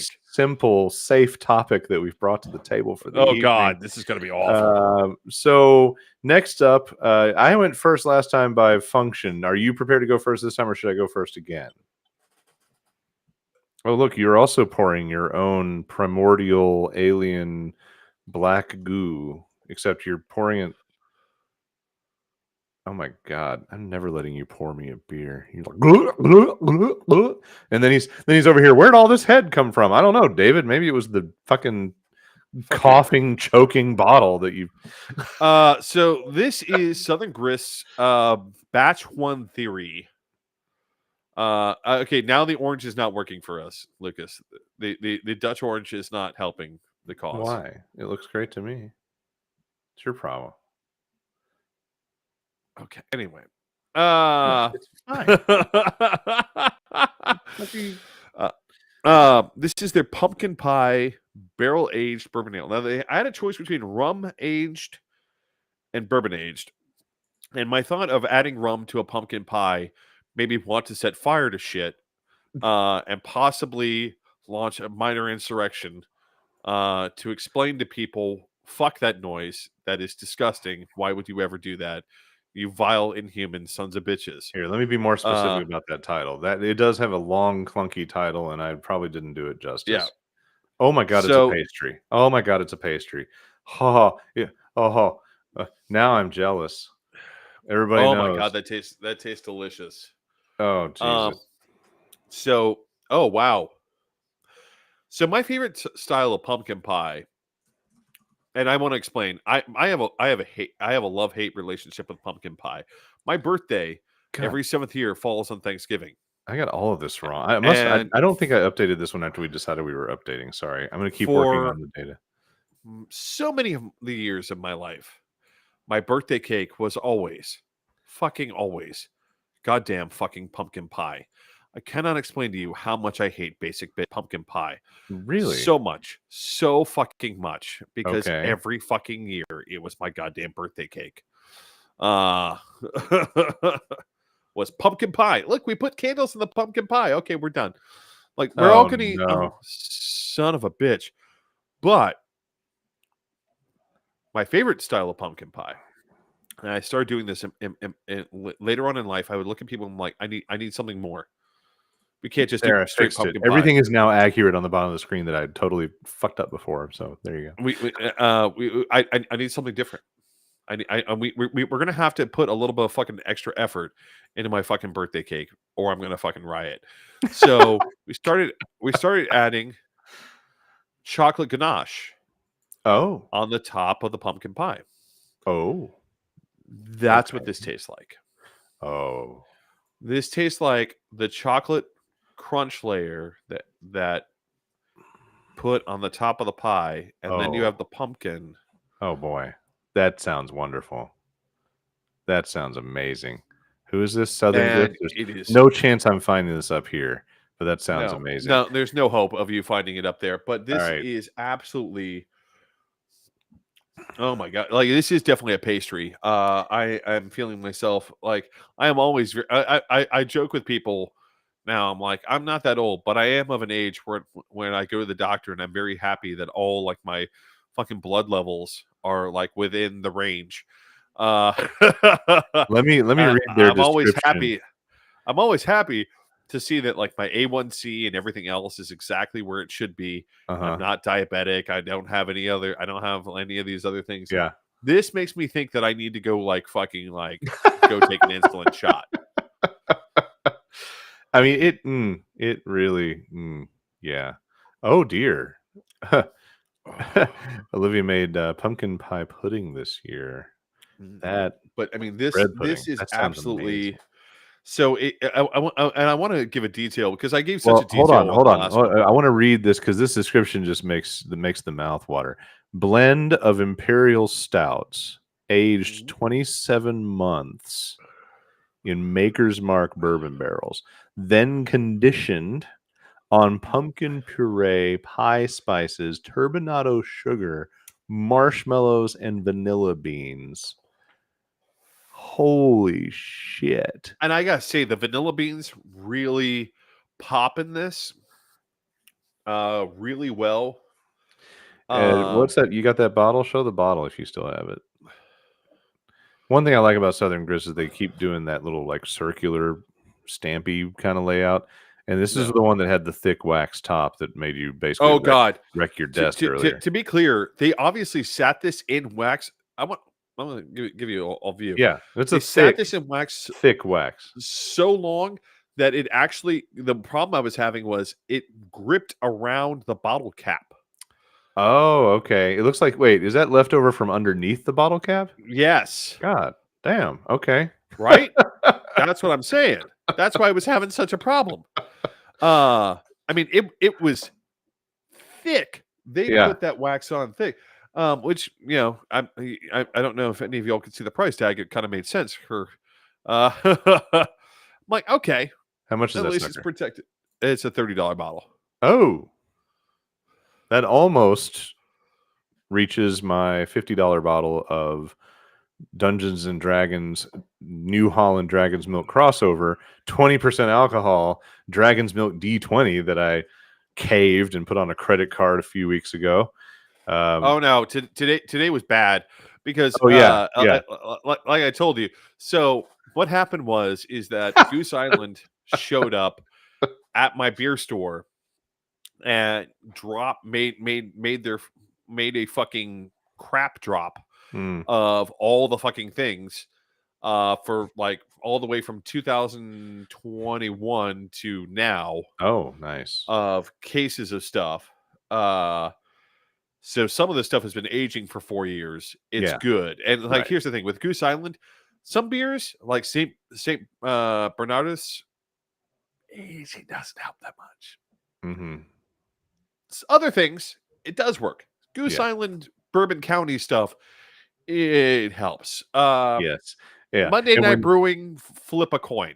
when David mentioned that to me, he's like, "Should I do that one tonight?" I said, "No, because down in my beer archive cabinet, I have a lot of Goose Island, so we could collaborate and do Goose Island together." But those motherfuckers vary from maybe, if you get lucky, $25 to, I think they had some bottles when I went in Chicago to their location. I think they had a couple $100. bottles that were $100. Yeah.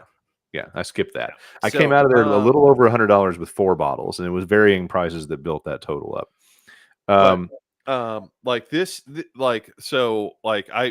went and dropped a little bit of coin today because Goose Island dropped all these bottles and they said we're not putting these on the shelves, we're only making these available to members. mhm.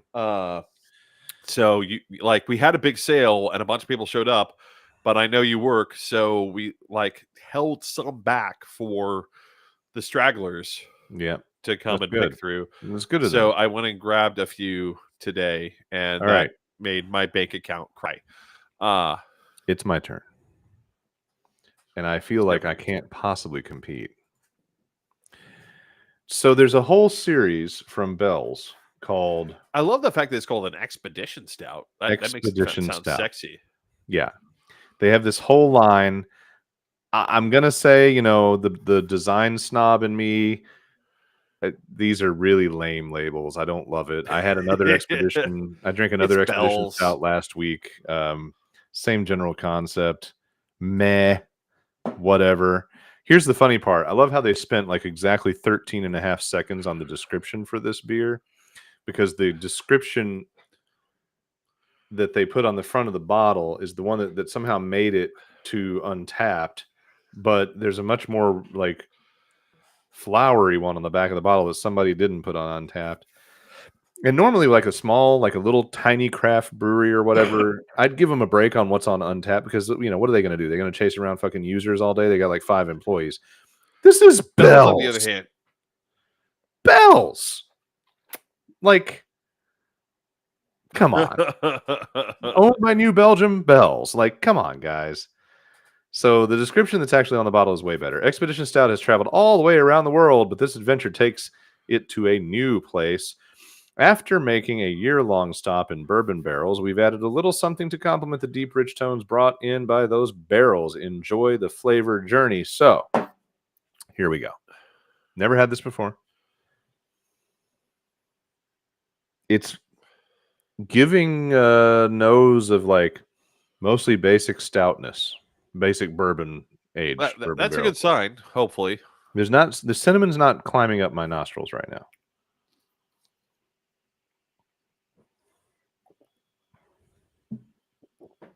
Mm.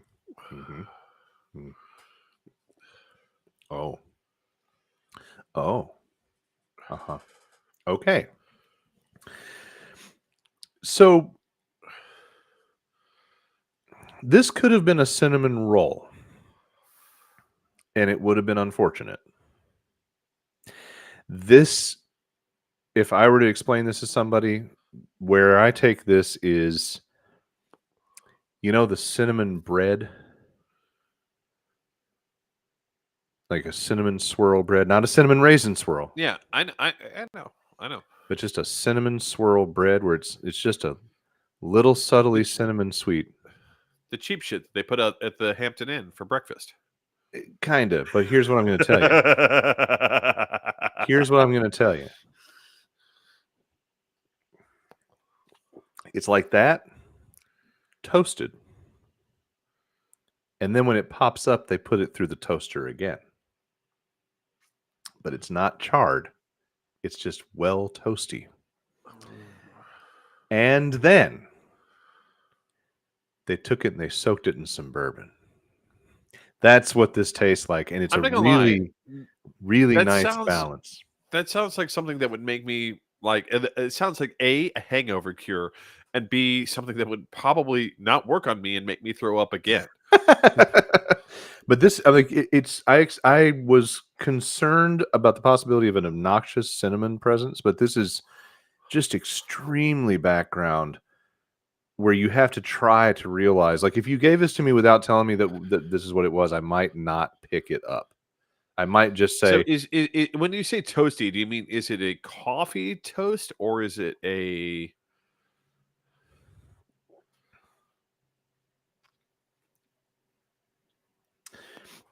it's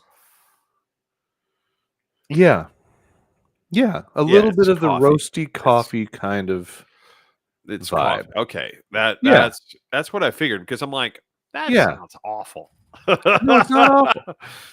Because I think you don't think of like a overly toasted hard fucking toast. Just think of like toasted it once, like okay, it got warm and a little bit drier, but it's not really toasted. When put it down there again, oh, now it's got a nice little brown layer of crunchy. Well, that's not really toasted then. That's just like fucking like warmed, dried bread. I don't know, like which generally It speaking just is how I like my explained toast. the but- difference between the two. Anyway, this is good. There is a little bite to it. That's what's interesting, is that there's a spicy back of the throat bite that kind of aligns with the cinnamon thing, but up front it doesn't say, "Yo, this is cinnamon." It's a really well balanced. It's No. definitely a lot more balanced than I expected. That's one of the things that this keeps on leaving me with is that it leaves my mouth with a really solid spice feel Yeah, on this yeah, that's pumpkin pie. happening here. That's happening here. I was looking at this label. It's like, oh, this is going to be like, there's a fine line between what I'm experiencing in my actual description and some asshole soaked a bunch of Red Hots in the fucking stout, right? Like, it didn't go the bad place, and I'm really happy about that. Wait, I kind of want to do that now. Of course you do.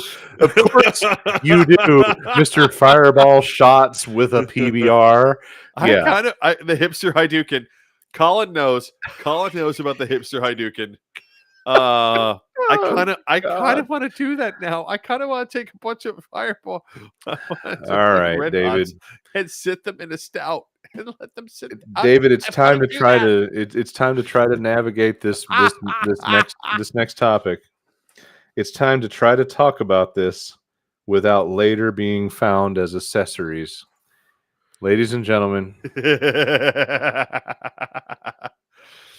Free Luigi.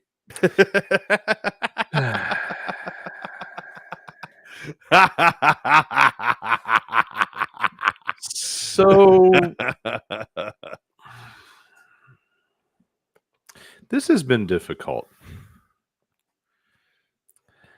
And the reason that it's been difficult is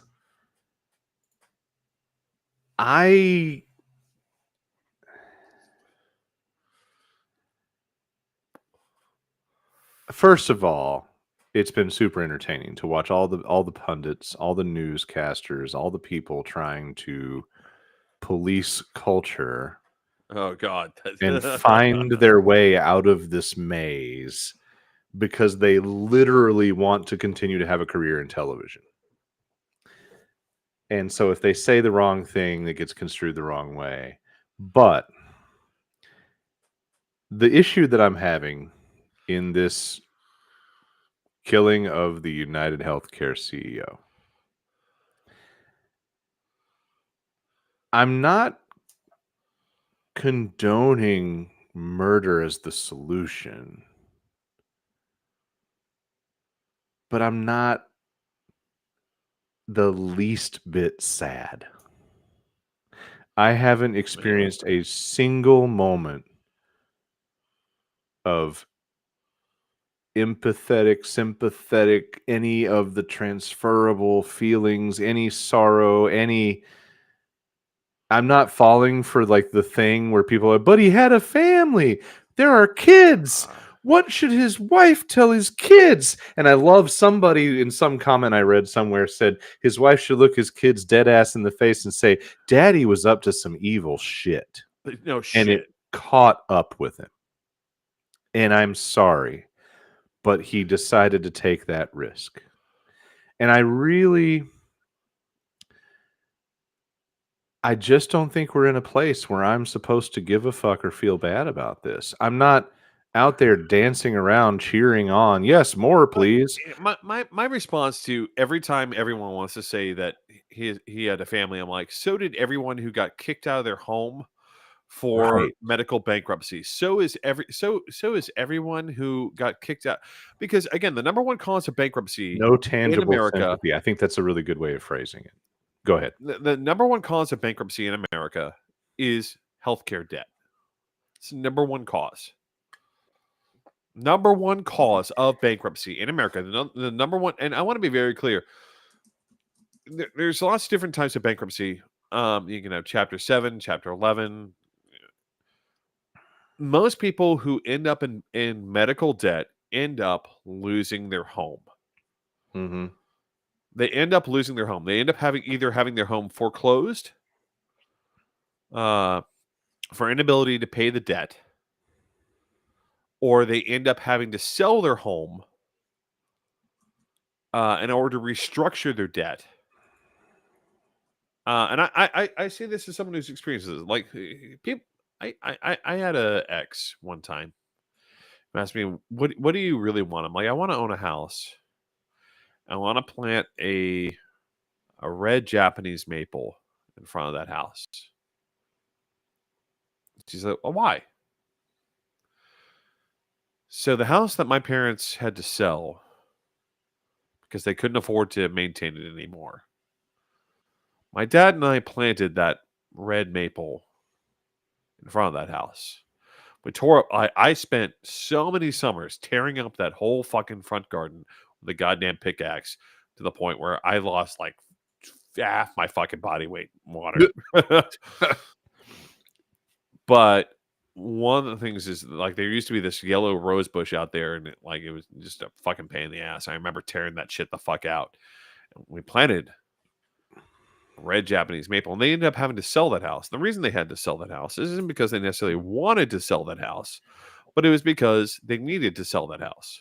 Mm-hmm. Were they nearly done with their mortgage? Yeah, they were nearly done with the mortgage. They got a lot of the money out of it. But the reason they had to sell it is because they needed the money. Yeah. And the reason they needed the money is they were getting older and their medical costs kept on going up. And the cost of them holding on to that house, holding on to all the things that they've done to that house, it's too much. Mm-hmm. I want that fucking tree back. And the reason I don't have that fucking tree right now is because of medical debt in America. Everyone is impacted by this shit. Mm-hmm. We have the most expensive medical care in the world, and we are 46th in fucking outcome. We are what of all developed nations, we have the highest maternal mortality rate in the developed world. We have one of the highest rates of preventable death. Well, that should, in other words, things that should be like people in France don't die because they can't pay for their fucking insulin. Right. In America, however, dude, this morning NPR was talking about the comparison to life expectancy, and it's actually a little disingenuous to just lean on the medical piece because we do have a whole lot of other dumb shit that leads to our lower life expectancy. But I was like my morning routine is to put on I don't really listen to NPR over the air. I don't really listen to NPR in a large swath. I have a very regimented by accident. I let the app essentially establish my routine. So I have the NPR One app. I press play on NPR One app, like toss it on a wire shelf in the corner that's out of the flow of the water because yay, phones are now water resistant, and go about my business, take my shower. It plays the national news off the top. It switches to the local news next. And of course, if you're an NPR person, you know that this is there's a national news recorded every hour. There's a local news recorded every hour. So it plays those two. Then it goes to Up First. From Cupertino, California. Up First is, to me, the best thing going for me in morning news. Up First takes 3 most important large topics in the news and does a show that's essentially a 15-minute show divided into thirds, roughly, and runs these topics. So one of the things they decided to talk about this morning was the life expectancy thing. And I'm toward the end because I had a couple things. I had a 9 o'clock Zoom called job interview, and then had 10:30 coffee with a county commissioner that was somebody I'd been spatting with during the election. You and I will talk about it later. It's kind of funny. Didn't have time to work it into the show, but we talked through her butt hurt over an Instagram photo that I took of all fucking things. Anyway, so it was a rush in this morning, so I'm like hopping out and I'm drying off and I'm sitting there listening to them, and at one point I thought I heard I had to back up. I hit the 10-second backup, like, wait, what? And they said, the United States, on the other hand, has a life expectancy with the equivalency to countries like such and such in Croatia. And I'm like, what? And so because you hear these stats and you're like, but I thought that was like, shithole countries in Trump speak. It is. And here we are ranking with these people. So that's like, there's a real issue here. And I pulled this one video. David's already seen. I've got 2 videos stashed for this topic tonight. Here's the first one I want to play because this is the way the media and a lot of the mainstream discussion, which consists of people that probably don't feel the way they're saying that they feel, but they feel like they have to say it, or they genuinely are this brainwashed by their corporate lords and masters.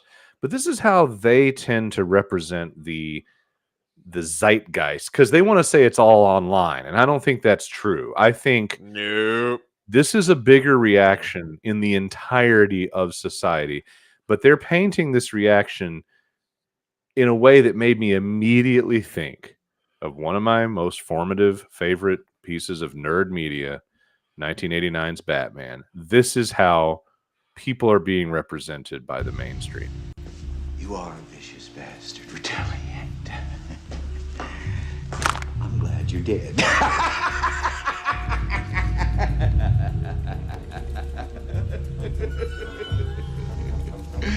I'm glad you're dead.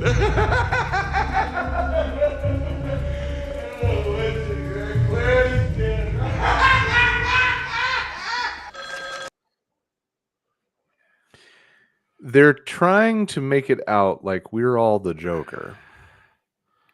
And we're taking glee. Now, he actually, in the movie, he fucking electrocuted that guy just a few seconds before that. So he actually did kill the guy and then said he's glad he's dead. It makes perfect sense. It's also very Joker. And it's all fucking chef's kiss. The only person that ever will have ever topped it is Heath Ledger. Fucking hang it up and move on if you're anybody else. But we're not the crazy ones. The ones of us saying, I don't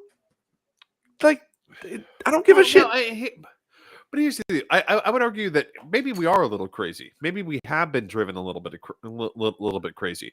And the reason we have been driven a little bit crazy, and I for those of you who have watched this show consistently over the past 2-3 years, I have always harped on massive income inequality will result in bad outcomes.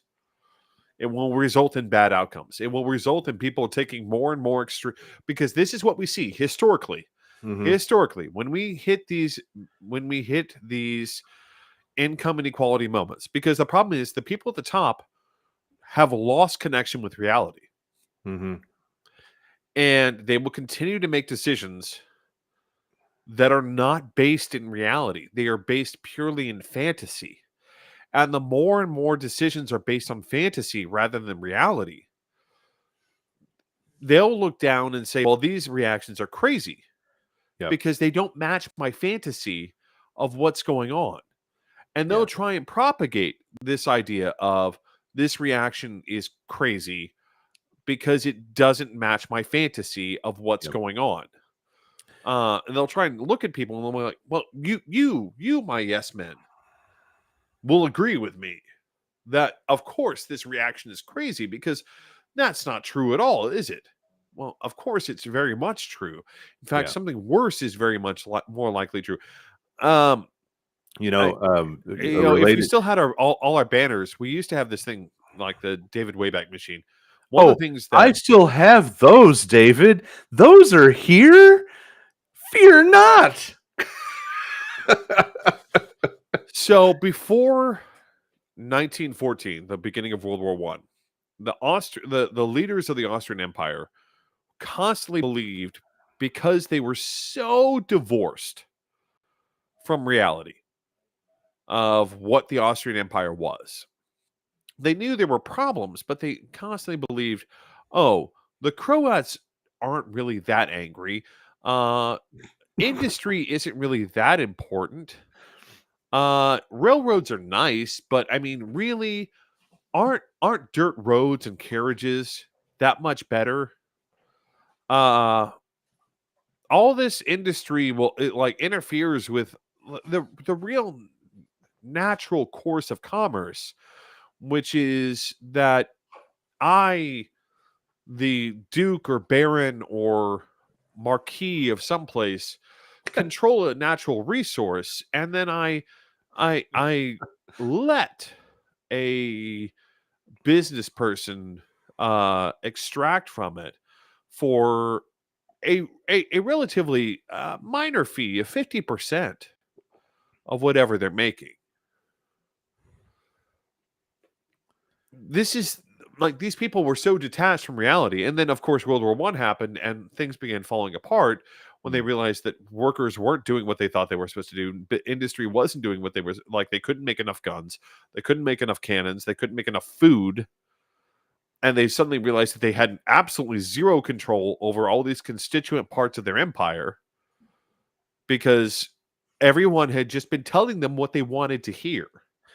Because they were so rich and so powerful within that empire that the only way you could afford to have a middle-class lifestyle was to kiss their ass. And one of the problems that we are rapidly developing in America is that the only way to have a middle-class lifestyle at all in America is to kiss rich people's asses. And that makes them and that makes it so that they don't actually know what's going on because they don't want to hear, no, you're a bad person. Yeah. I wore this shirt tonight just for the show because it's so topically appropriate.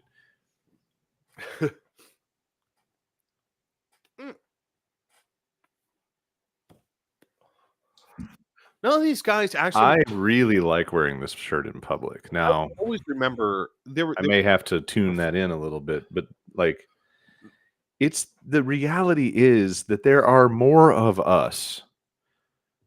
There are more working stiffs. There are more people in the situation of being punished by this sick greed culture. And those people don't give a fuck. We're dealing with, I think David's trying his best to get himself out for a break, so I'm going to help him with that. There are way more people that are suffering at the hands of the greed class. And it shouldn't be the irrationality that I'm seeing, especially in media. Holy shit. Like, I've been I've been putting a lot of CNN on the last several days in the background just to see how this runs, see what's going on. What are they fucking saying? There can't be that many genuine journalists, and some of them are not, but well, let's rephrase that. Some of them are genuine journalists, some of them, or most of them, are not. But these people can't possibly believe the shit that's coming out of their mouths. They can't possibly believe the shit that's coming out of their mouth.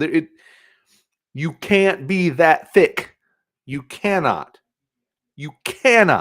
be so fucking stupid that you don't understand how much people have suffered and how little of a fuck they're obligated to give about losing one of the evils in the mix. You just can't. And I don't think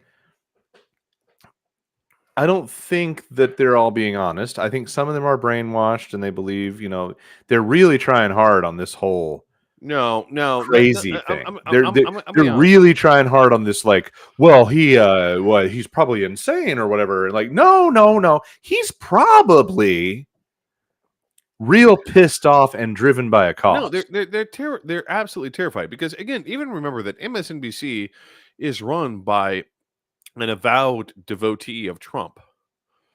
So even the most lefty of quote unquote lefty news sources that you can get on mainstream television is still run by a pro-Trump Republican. But all of this is even on the left.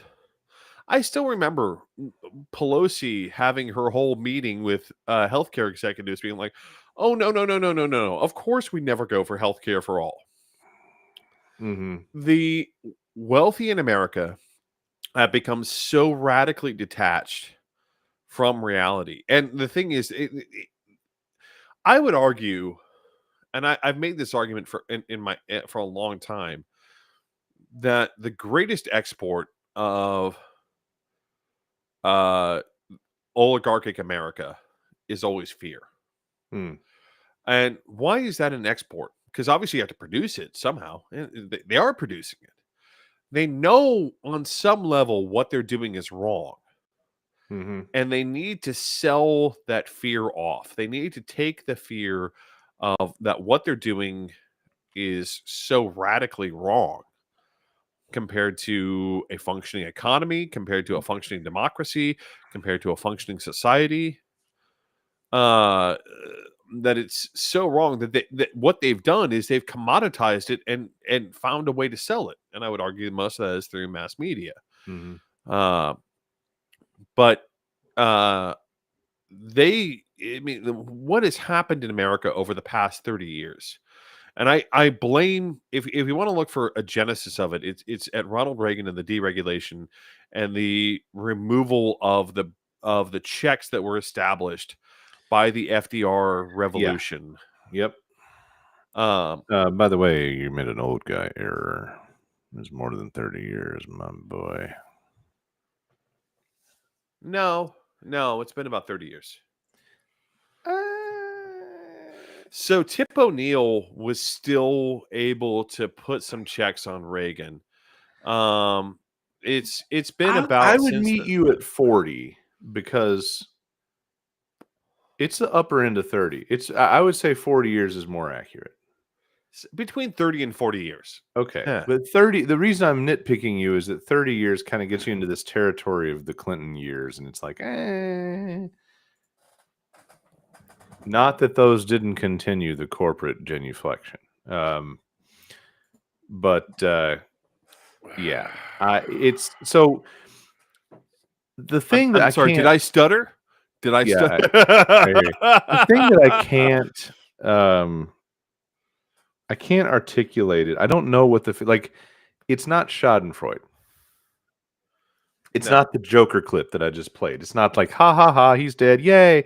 I mean, there are plenty of people doing that, and I'm not gonna wag my finger at them. I think that's part of the problem is that these motherfuckers don't understand that people are looking around going, you know what? React like you want to react. I'm not going to tell you that you're a piece of shit. If you're going to say, fuck him, I'm glad he's gone. Fuck him, fuck his kids, fuck his wife, fuck all that fucking shit. If you want to be that way, fine. Be you. Do you. If that's the way you're coping, if that's the way that you're going to apply this. Thank you, Castigue, with the save.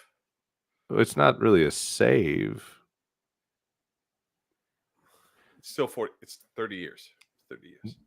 Dude, 2024 minus 1981 is 43. Oh. It's 43. Even if you I get didn't 3 say- I years didn't say into all his the way at the term, beginning of Reagan. if you get 3 years into his term, it's 40. If you get even further along, it's high 30s, which in math we round to 40. So if you go 30, My left nut, suck it. All right.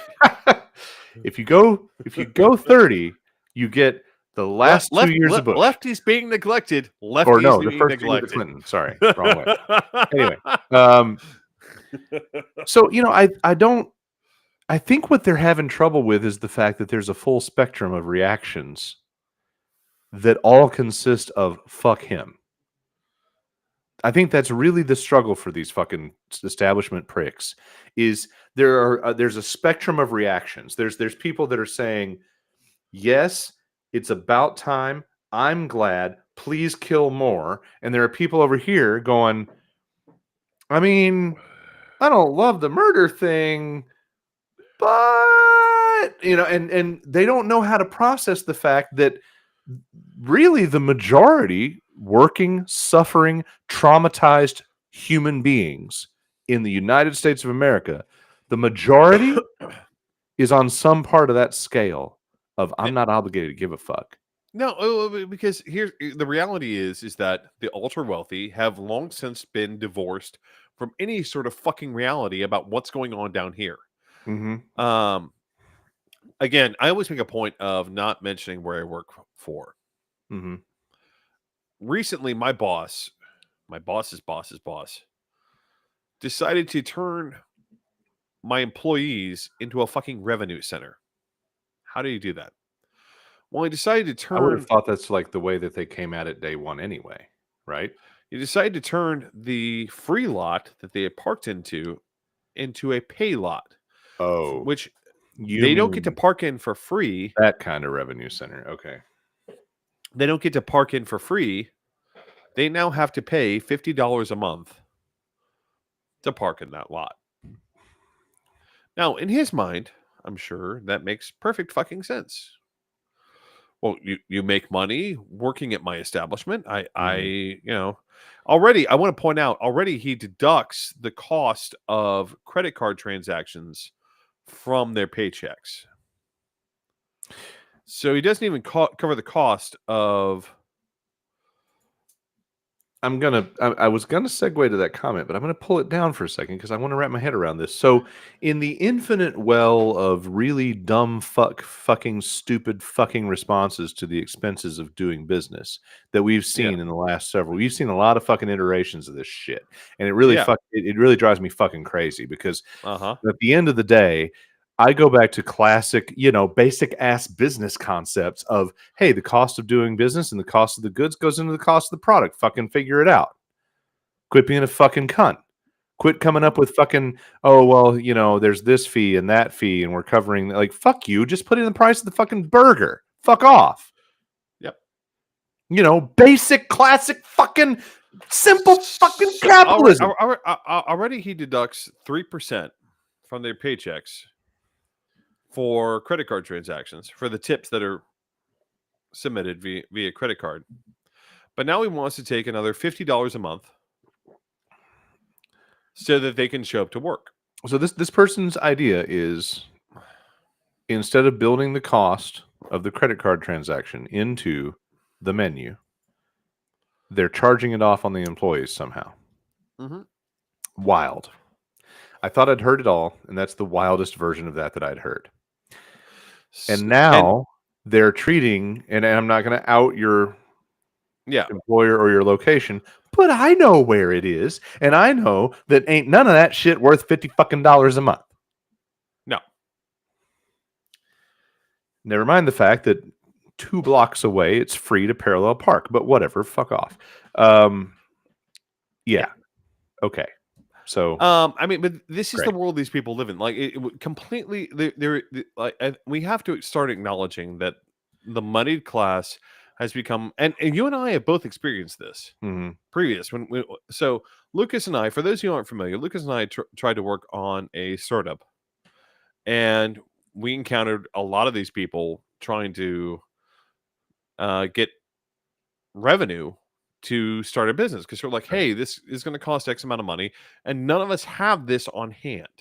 right. Right? There's no we none of us have assets that we can borrow against worth this amount of money to get this off the ground, but we can offer a lot of money to investors, right? If we can get this going. And sad thing is, I found out today that that was still radically true. Or not today, but a couple of days ago. I'll tell you about it later. I'm like, holy shit. Uh, but Well, the long and short of it is we like he hold and on, I would have to. let me frame it real quick. The long and the short of it was, essentially a software as a service platform and a high probability of adoption and very sweet revenue. And like you would, in that capitalism thing that I was flailing my arms Muppet style earlier about, just build it into the price of the fucking goods.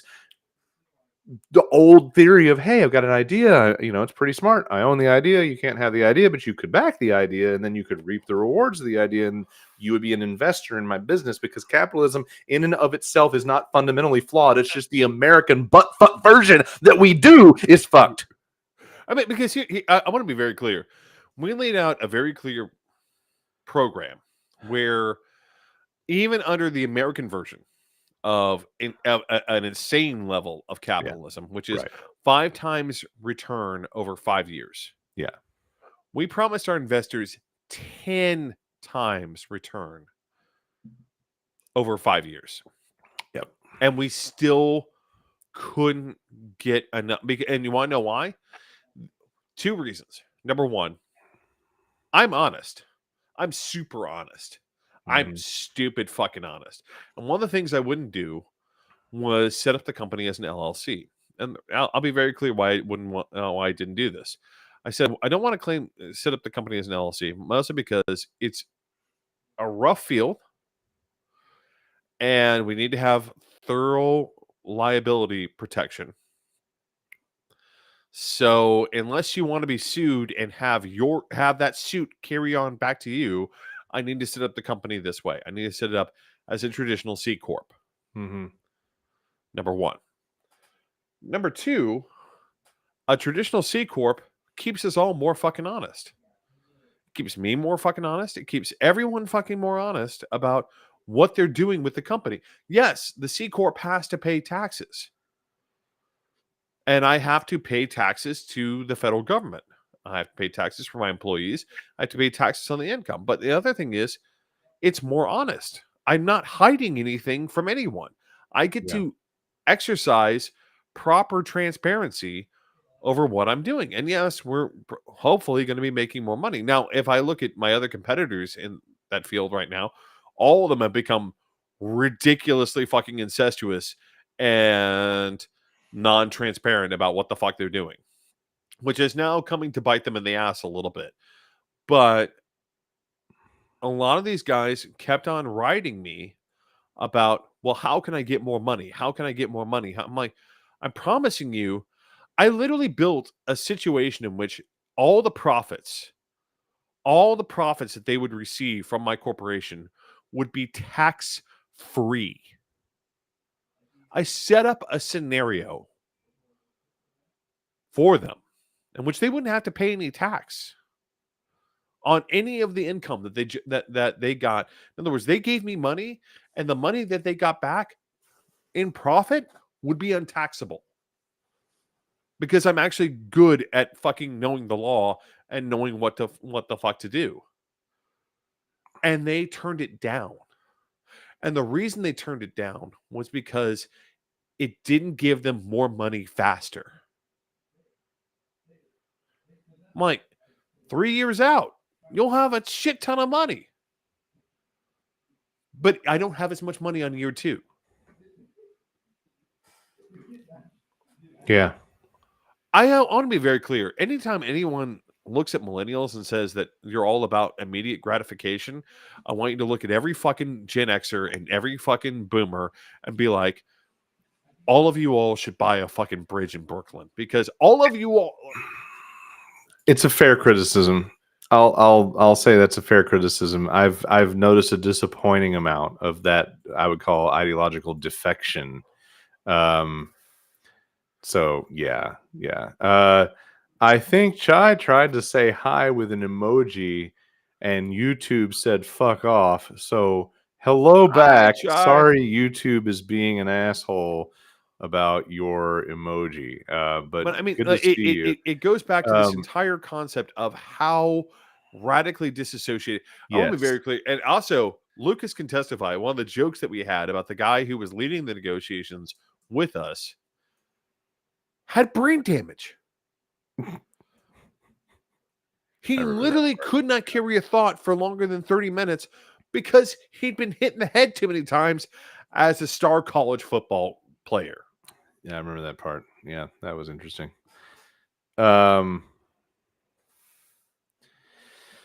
So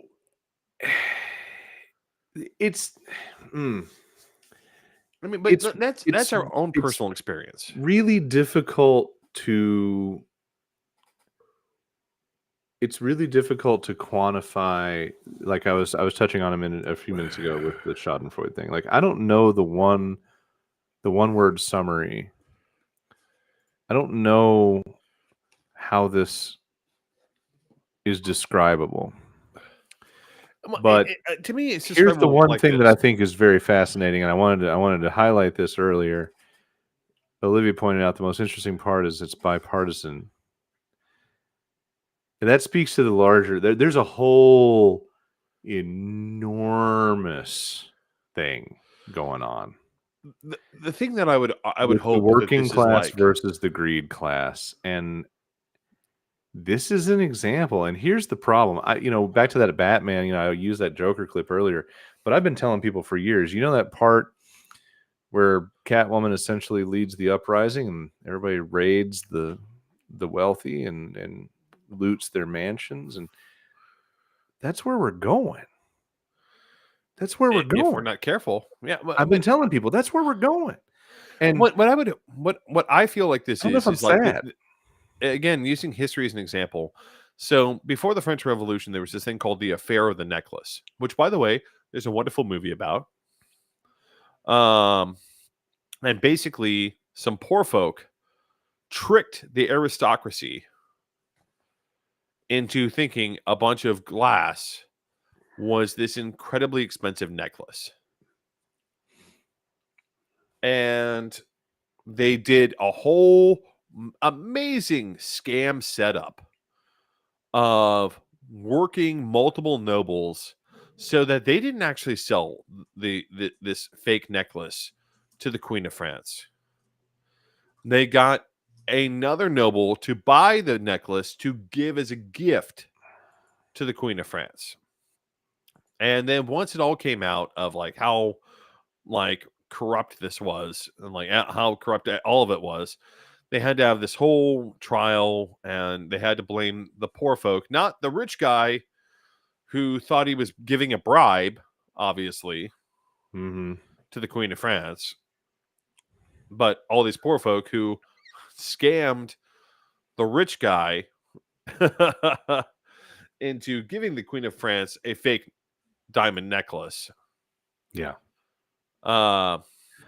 And if you, again, I highly encourage you to look it up, The Affair of the Necklace, which is I somehow didn't realize there was a movie about it, so I just popped it open to see if I could nail down where it streams. But I have some resources I could use for that. Yeah, I highly recommend you watch it. But I feel like that's where we're at right now. This is maybe we're at the stage of The Affair of the Necklace.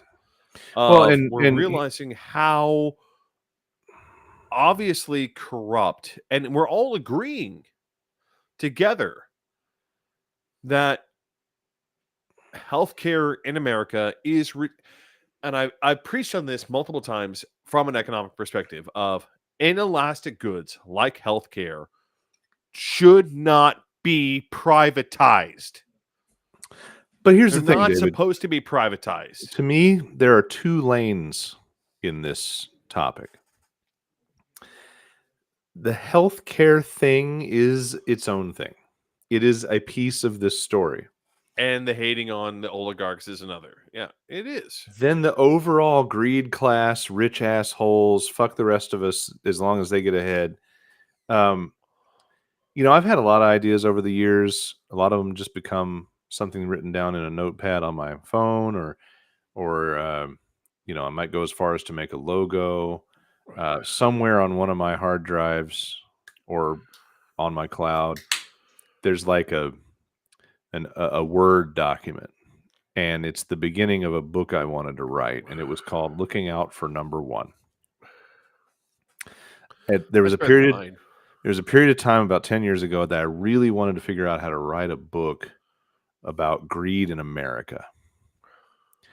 And it was based, and you're going to understand the period of time. I know who it's about. Yeah, you do. You're going to understand doing the math about 10 years ago. Oh, yeah. I know who it's about. You're going to understand the influences I was observing in my professional life. Because fuck that guy. And you're going to think about, well, no wonder he would be thinking about that, right? Interesting anecdote connected to that and the mutual friend involved in that period of my life for me and you. Yeah. I've had multiple job interviews lately. It's been really great. I have an embarrassment of riches when it comes to job interviews right now, and it's been very encouraging. That's nice. Sometimes they involve management. Hey, what kind of teams have you managed? Blah, blah, blah.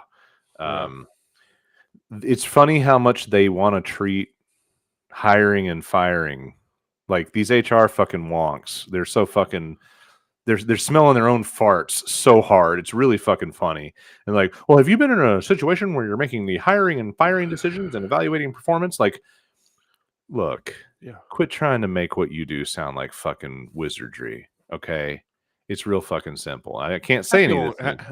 I mean, again, I feel I have no shame in looking at and saying this into a mic, which is half of HR departments are literally just sitting there masturbating themselves into delirium for 8 hours a day. So doing nothing else. One of my unfortunate examples of being in a position of an employment decision for somebody is that past and that mutual friend of mine and yours. Yeah. And I talk about it in the right ways for the job interviews, but at the end of the day, the answer is, hey man, we both work for the same fucking greedy dude, and he decided to make this decision. I had to deliver the news, and I'm really sorry, and I'll be your best resource and try to walk you through it because I've been there. And they make it out to be such a science. They're like, oh, have you dealt with those kind of decisions? Like, it's pretty fucking simple. We all knew the score. We kept it real. And so it's really kind of fascinating to me to think back on that influential time of like, okay, I really wanted to write a book about this idea because that Southern phrase, just looking out for number one. And that really is Southern for everybody else can fuck off. It's about me. And I've never been able to wrap my head around that. I've always had this idea that if I were well off, that I would have a laundry list. Like people ask, and I joke about it a lot. I mean, I had to use this in job interviews because I am at the point in my career. People are like, well, what do you want to do? And like, fucking fuck you. I want to pay my fucking bills. I want to retire without fucking dying. What the fuck? Like, what's the fucking answer? And I mean, like, and I tell them, the other day, you know what? I'm not here to get rich. I'm not here to take over the company. I'm not here to try to find the next guy that I can climb into his role, whatever. If it works, it works. I just want to make a fair wage that pays my bills, be able to save for retirement, and be a happy, average American. But I will tell you this, if I win the lottery tomorrow, I might start my own agency. Yes, I would love to start my own business. But it's not that simple. Because in the back of my head, I have always held a list of shit that I would give money to before I do that thing that is the punchline. Before I do that thing about, oh, I'm going to start my own agency. Or around here, how I joke with people like, if I won the lottery, well, I would walk up to the owner of the Comic-Con with a blank check and say, please tell me what to write here to get you to go away. But before that, I would look at NPR and be like, what can I do here that makes 10 grand? Fucking yeah. Look at the Second Harvest Food Bank in Nashville, or here, Feeding America is the iteration up this way. What can I do that makes it? You need 50 fucking grand? Feed a bunch of fucking kids? Feed a bunch of fucking families? I just won the lottery. Fuck you. Yes, take 50 fucking grand. What? Who else is doing something good? I feel a little like the Oprah situation. If I win the lottery, then I'm starting my own thing. I'm doing my own deal. Whatever. I'm buying that fucking accurate NFX. The sad thing is, it doesn't actually cost that much. Right. But this is the really fucking sad thing. Like, if we Why I have so much of a problem understanding greed, dude? It's like, what the fuck is wrong with you? You have way more than enough. And you expect people to be sad about this fucking dead guy? Right. If we actually taxed the rich at the same level that we were under motherfucking Nixon, and we spent like we were spending under Nixon, there would be no homeless people in America. None. That's the thing, right? The cost of housing, literally building a house and putting every homeless person in a house in America, is around $250 million. Mm-hmm. $250 million. Mm-hmm. That's it. Mm-hmm. We spend $6 billion on fucking on a new fucking military thing. It does come with a lot of strings. And it's actually all in the Chai, I've actually worked with outfits who have tried to build housing with those strings attached. And one of those strings was I right? Because we worked on that. Yep. We worked with a group attached to the Methodist Church who wanted to build a housing complex with built-in nonprofit support services as part of the housing complex. Well, David, you got to be trendy. You got to be trendy now, so that people in the in the government and the chambers of commerce can wraparound services. It would all be Section 8 housing, all on donated land. The funding for it would come for a for-profit real estate investment trust,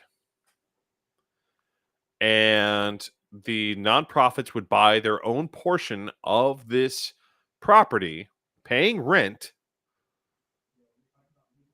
Everyone on the property is paying rent. The nonprofits are paying rent. The people living in the housing are paying Section 8 housing, so it's still collecting rent. So that even people who were unhoused, who had mental issues or addiction issues, could receive help on the property. We couldn't get it off the ground. Yeah. We could the problem is that once we went back to the investors and said, "Hey, you're going to make money. You will literally get a return for donating money. You get to write off all of it all the time. Not only do you get to write off the money, I just want to be clear of how greedy these people are. Yeah. Not only do you get to write off the money as you put it in to this organization, but when this organization pays you back, because it's designed to help pay you back and fund itself, you get to write off the money again. So it all comes down nothing but free money, and it's not enough for you. Yeah, it all comes down to me. That one word. That one word is what it all comes down to me every fucking time. Enough. The sense in the greed class of what is enough is real fucked. And it's not okay. And regular people are fucking tired of it. And that's why we're seeing this cultural watershed.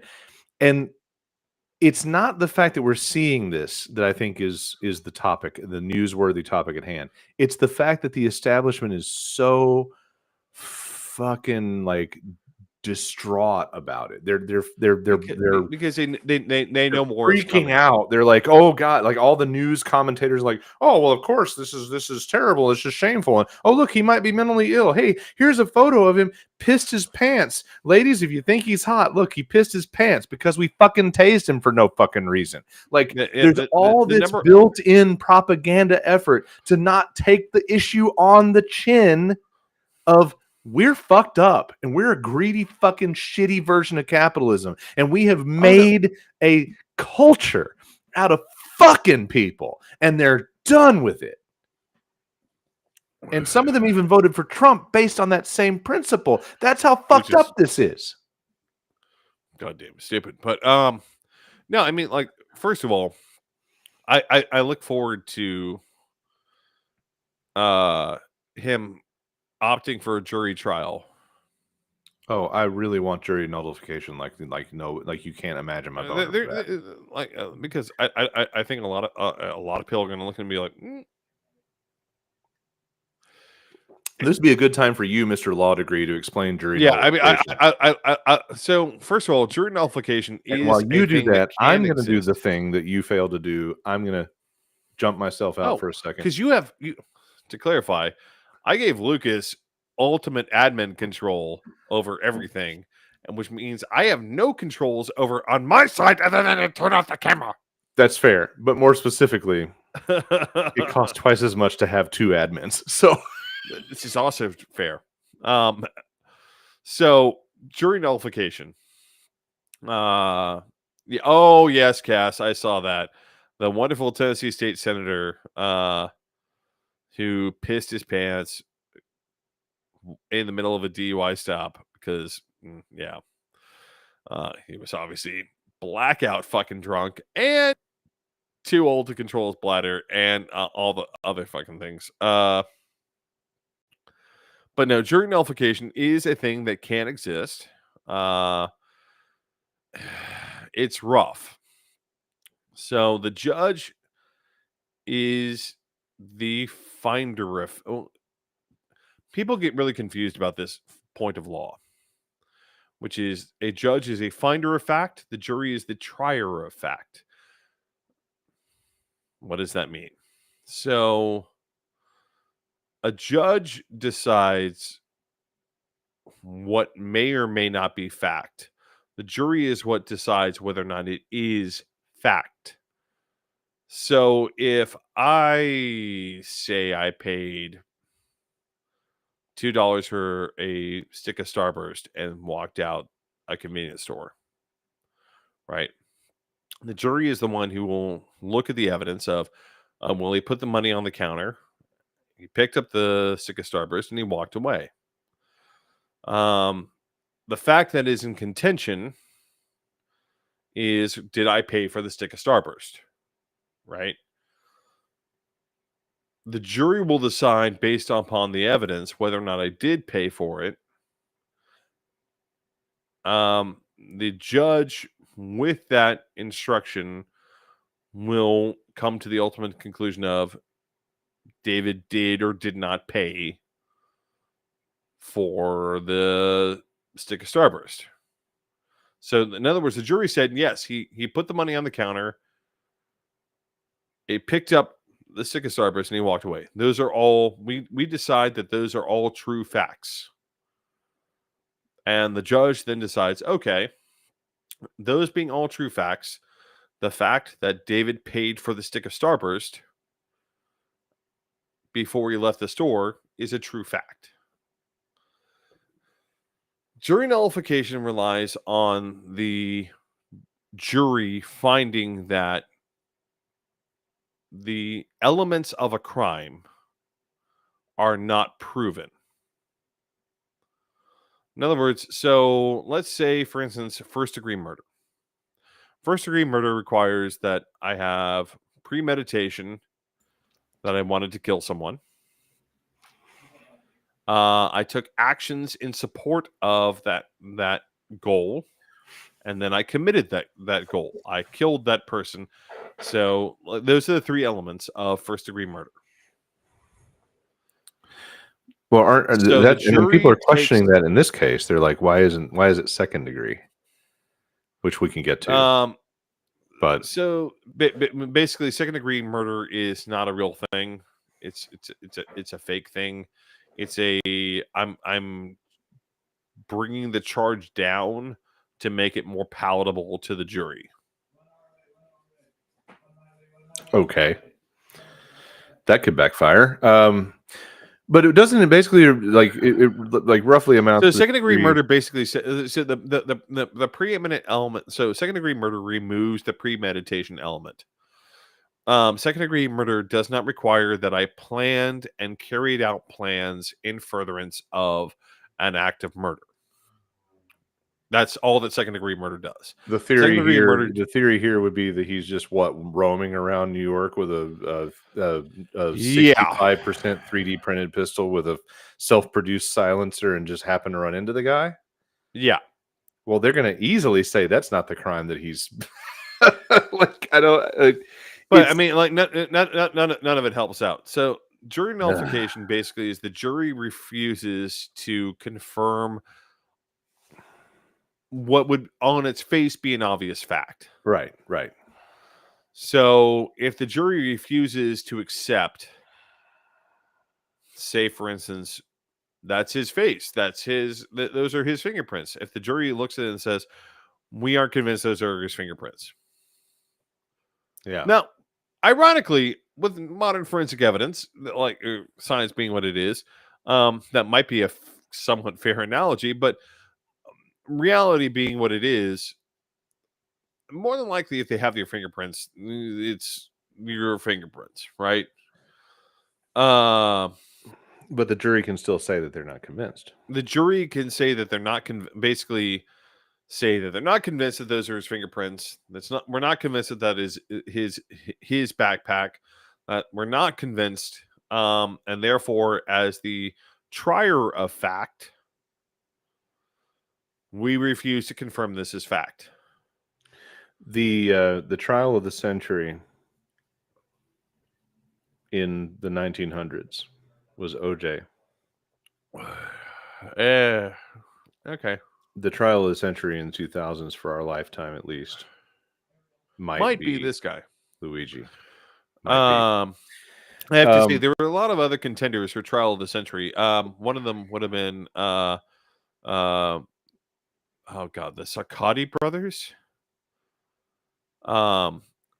Anarchists tried for disseminating pamphlets that argued against World War One.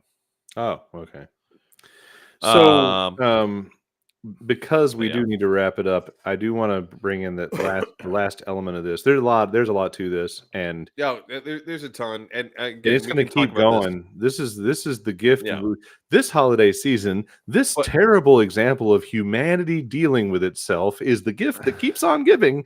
And but there's one thing that I love. I will say this: if he does ask for a jury trial, I would argue that there is a good chance that the jury will refuse to find fact. Now, I will say this: I hope so. The judge that would be a big deal. The judge has the option in that instance, by precedence. The judge has the option in that instance to remove the power of trier of fact from the jury and place it upon himself. Ugh. If he finds that the jury is refusing to carry out their lawful instructions, yeah, this can happen.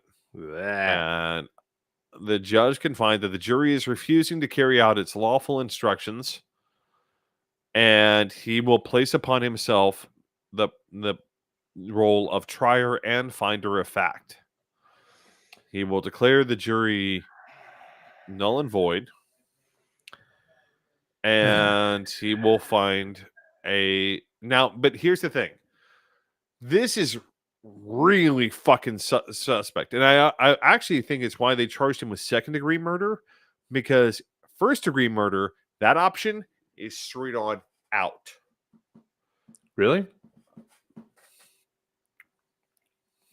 Planning? Second-degree, Meditating? It's pretty planned.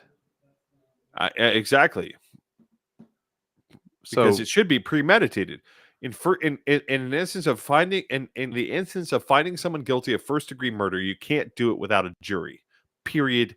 End of fucking sentence. oh. But in a finding of Oh. guilty of second-degree murder, without the death penalty on the line. Okay. See, this is why we keep you around, David. All right, let's get back to this media thing, and we'll make this the last part of this really fucking crazy. I mean, I'm sure every group of peers in all of mankind's history have felt, boy, isn't it wild that we're alive for all this shit? But what the fuck, man, right? Dude, So we are living the Chinese curse of may you live in interesting times. Fuck you. fuck your interesting times. I would settle for boring basic needs met times. Okay, so back to the media thing. My favorite part of this whole media reception, this whole pundit conversation, and dude, what a time to have. I know you don't like my man Bill Maher, but everybody loves John Oliver. What a time to have. Wait. Here's the other hand. Yeah, what a time to have most of the commentators that I want to hear from off for their break between seasons. Like, on this topic, the people I want to hear from the most, I want to hear from Bill Maher. I know you don't agree. I want to hear from John Oliver more than anyone. I want to hear from John Oliver. But here's the nice thing. Oh no, he's keeping his mouth fucking shut for a fucking reason. Fair. What we do have, however, is Bill the Maher, on the Daily other Show. hand, needs to keep his mouth shut for a variety of fucking reasons. First and foremost, my foot should be shoved so far in it, he should be licking my fucking heel. We will continue to disagree on a mostly generational dispute concerning Bill Maher. The one thing we do have, we have the Daily Show. And the Daily Show did a great job of parsing the other element of the media discussion here, which is it's one thing for John Avlon to be on his fucking high horse on CNN. It's one thing for CNN to be all high and mighty. It's another thing entirely for Fox News to roll with just their standard issue, blatant, naked ass hypocrisy. And the Daily Show has done a great job of showing Let's that. get loud for Kyle Rittenhouse. Murder, assassination, vigilantism.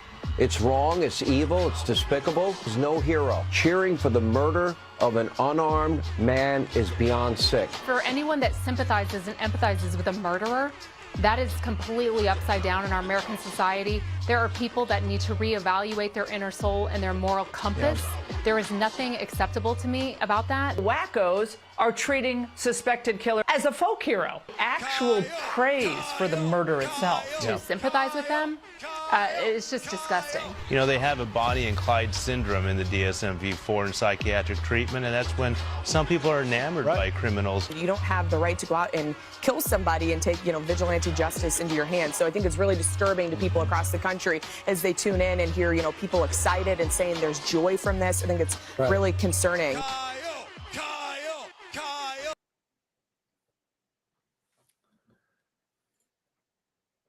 Oh, really now? Here's the thing. It's been a stick in my craw for a long time, which is the right will continue to glorify violence against other people, and the left will be criticized every time they commit violence against people. Mm-hmm. In this case, though, It is I want not to be really very right clear and for the left. It's purposes of our fucking populism versus the what Greek. little algorithm we hang on to in YouTube. I am not glorifying violence. I am not promoting violence. I am not doing any of those things. I am pointing out the dichotomy because already YouTube doesn't like us drinking. It doesn't like me smoking. It doesn't like anything that we say. Trust me, There's a anyone who whole lot tries of to shit. search There's a us, whole lot of shit from the jump that we really didn't evaluate for its viability on YouTube. But here we yeah, are. there's a whole lot of shit like YouTube really hates about us. And But like we're I here. feel here's the thing. I feel really sad about a lot of the history content creators who are on there who like lose monetization. And like here we are, we do this entirely out of pocket. We do this all on our own, Just as a for shits and fucking giggles, personal because we therapy and should. community activism. Right. Yeah. Really, we need to start. We need. You know what we need to do, Lucas? We need to start posting this to Blue Sky. That's what we need to do. Well, that's not a bad thought. But also, I know, right? The thing you point out about YouTube, though, is a reason why a lot of people from YouTube that have real content and want to really talk about things like history, they've abandoned the platform and they use it as a teaser for their because like it gets demonetized. And here's the thing: we don't do this out of monetization. No. We do this because we want to talk to everyone about this shit because and each other. But one of the things that I think gets lost in this a little bit is Lucas and I are stupid, lousy, fucking irredeemable fucking patriots.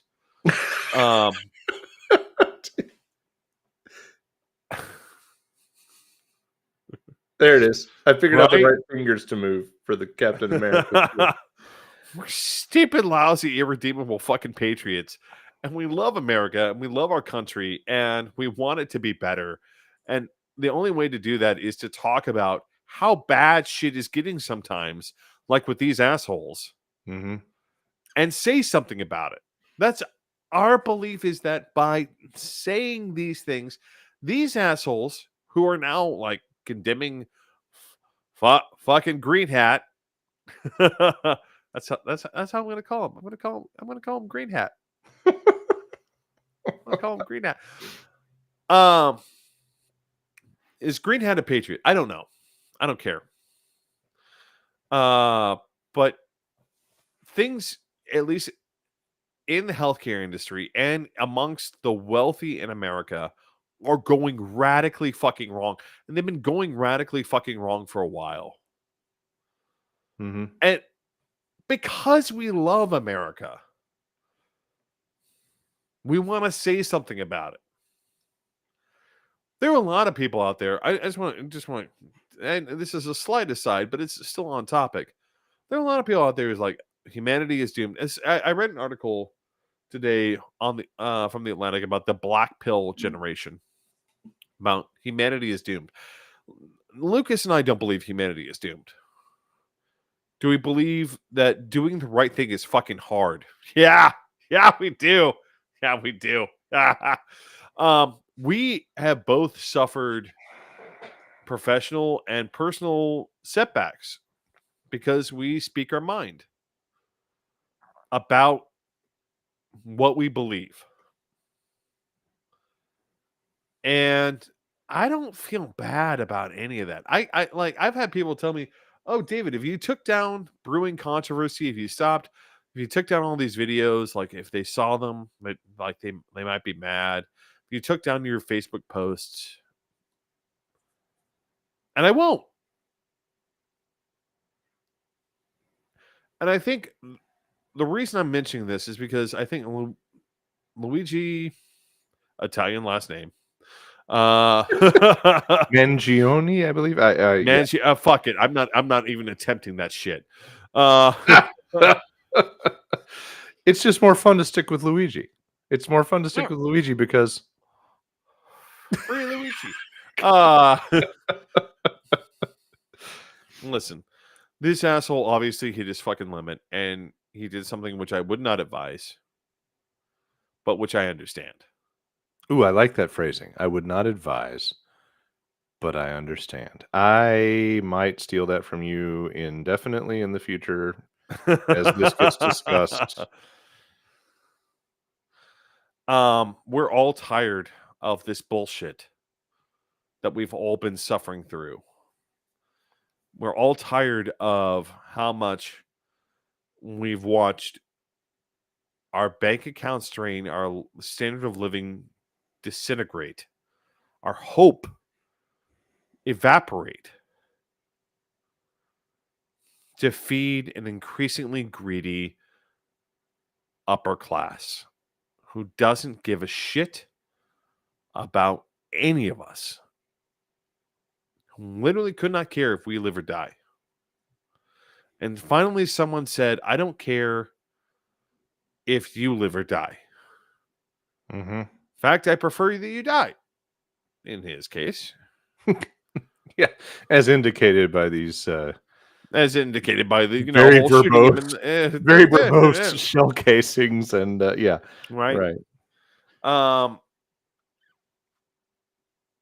get it. I think we all fucking get it. And I think one of the things that's scaring the hell out of them is that we're finally hitting that point where we're tired, so very fucking tired of watching everything that we want, everything that we believe that we were promised from our ancestors of some sort of stability in employment, some sort of stability in housing, some sort of stability in life has been ripped away. I still have to explain to my mom because she doesn't understand it. About, no, Mom, I'm not going to be up before noon. Why are you going to be up before? Because I work till 4 o'clock in the morning. That idea in her head, because she comes from this generation that said work ends at 5. Right. The majority of people who work, it ends at 5. And then even our commercial things, ideas like happy hour. Why is an idea like happy hour even a thing today? Because it used to be for our parents' generation and our grandparents' generation that work would end. Work doesn't end for us anymore. It's constant. It never ends. And we get paid less for it. The live to work problem is really exacerbated. And it's, man, I don't condone it, but I understand it. It's a really great summary. Oh, and one of the things I found myself screaming at the TV that you just made me think of. In the last couple of days, there have been more than one pundit who said, this is not the answer. Murder is not the answer. There are other ways to solve this problem. And here's my other thing. Again, I'll be very clear for everyone watching. I understand it, but I do not condone it. What other way? What other way? Because protesting doesn't mean anything to them. Boycotts don't mean anything to them. Right. They'll just find their money another way. That's the thing. Every single time, every single avenue that has been left to the working class public, which is the vast majority of us, who have been put upon by a housing market, which no longer we can afford to participate in. I need a new car, right? So my car got totaled a couple of months ago, right? And my insurance company didn't even pay me out the whole value of my loan on the car. So I had to spend 4 months paying out on a car that they had totaled. And now I still need a new car, right? But in order to get a new car that works, that's affordable, that does what I need it to do, it's going to take me, and I've calculated this, 7 to 8 more months without paying any car payment. Mm-hmm. Just paying what I've got to pay per month. It's going to take me almost a whole fucking year to save up the money to put a down payment on a used, not on a new car. Mm-hmm. Our parents, our grandparents got to experience the idea of a fucking new car. Now only the rich get to experience the joy of a fucking new car. Well, the well-off. I have no idea where new cars come from anymore. I don't know if rich is the delineator yet. It's well off. Well, fine. Well, no. We need to call them what they are, because if you can afford a new car, now that's kind of rich. Well, these not days. necessarily though, David. I mean, let's be realistic. There are lease programs that really make it possible. But when you talk about like the true enjoyable, getting out of the practical, then yeah, it's well off to rich. The thing that interests me, I guess is a way to phrase it. It's so sorry, that was not the one. There's the one. I hit the wrong comment. It's so it's fascinating to me, and I know that my friends of color will be. I mean, Cass is on here; he'll probably chime in on this topic. Like, oh yeah, it sucks, don't it? And here's the thing that I'm gonna say. I've heard this shit from the powerful and the wealthy a lot in the last 5-ish years about. Well, there's a better way to go about that.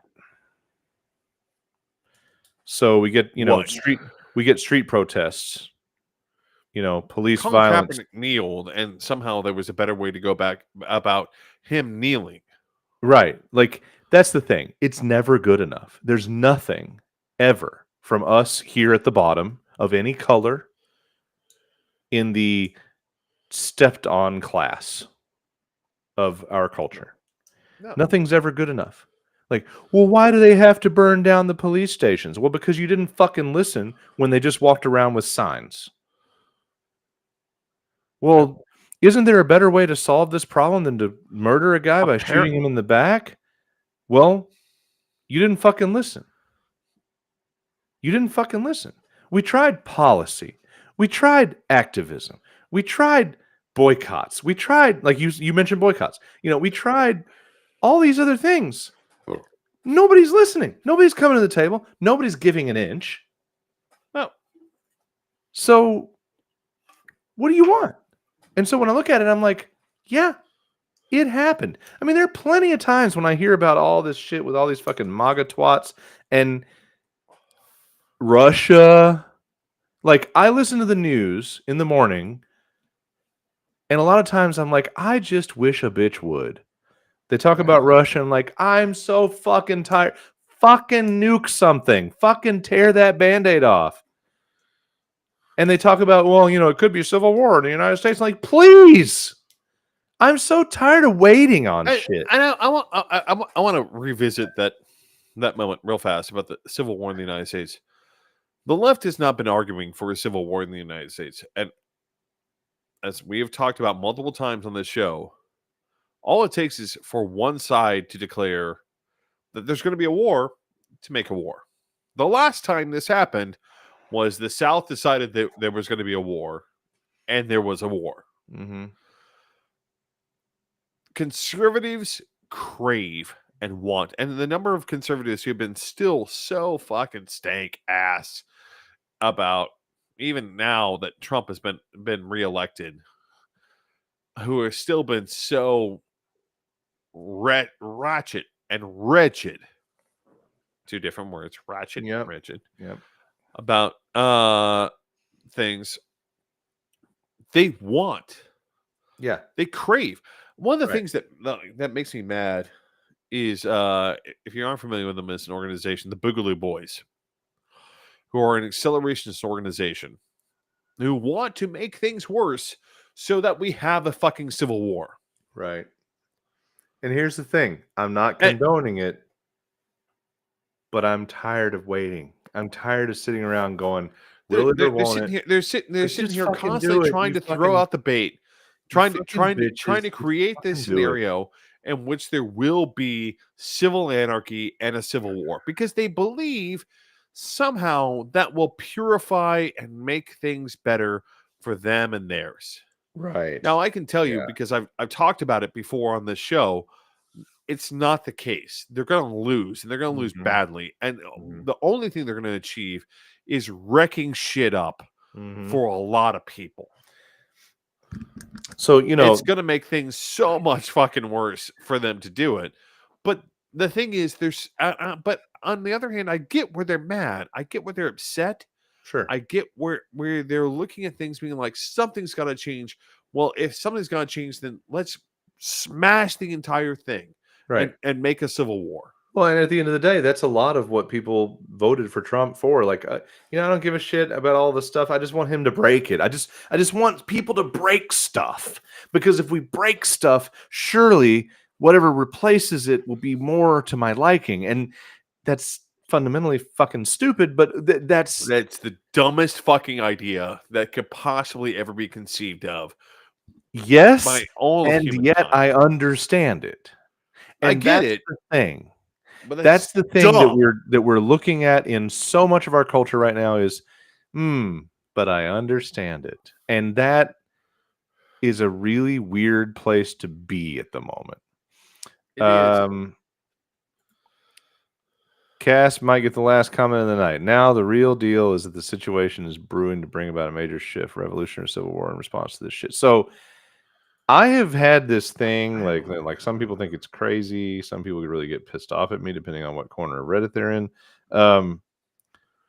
I tend to sell this notion that because of the way our culture and our society is now, and all of the technology, we've had a ongoing civil war for quite some time, be it a cold civil war. You don't have to like it, but my theory here is all these tiny little things that we've been doing, all the stuff that we call culture wars, to me, has been just these very small, very slow motion bits and pieces of our division in a warring kind of way. And I get that it's totally different than out and out, like actual conflict, right? But when I look at that and I think about this incident, it's just the next little thing along that path. As far as I'm concerned, it's the next item. And yeah, until it's like literally the people come rushing the barricades at the towers and mansions, then okay, it's not real. But I don't know where it goes from here unless we get what you described in the trial scenario and he walks free. And all of a sudden, the other side of our society, we're all down here in the working real world, regular fucking people trying to get by. Hold on. We're all down here looking around going, man, what the fuck? I'll be very This clear. guy going to trial, getting off like OJ, might be the thing where the other side goes, oh God, no. Oh, what the fuck? Oh God, no. No. Which would also be known as just like all of them all the time, getting off. I mean, getting the free pass. they would not understand that at all. That, just to be very clear, to us it sends a signal. To us it resonates, but to them it means nothing. We so very often discount the level of disassociation that these people have with everything. It's radical. It's really, really radical. That's true. Yeah. And for us, this guy getting off would mean something to us, but it means nothing to them. That's a pretty good point. Because it's not even understood that way to them. Yeah. Honestly, the only like, thing the only thing that's going to be understood to them, and this is the reality of the situation. And to again hit David's Wayback Machine. The July Revolution in France. So to give you all context, Napoleon's been defeated. The victorious powers put a Bourbon, which is the same family as Louis the 16th, back in charge of France. But he has some sort of fucking constraints on him. He has to have a legislature, etc. But he regularly abuses it all the way.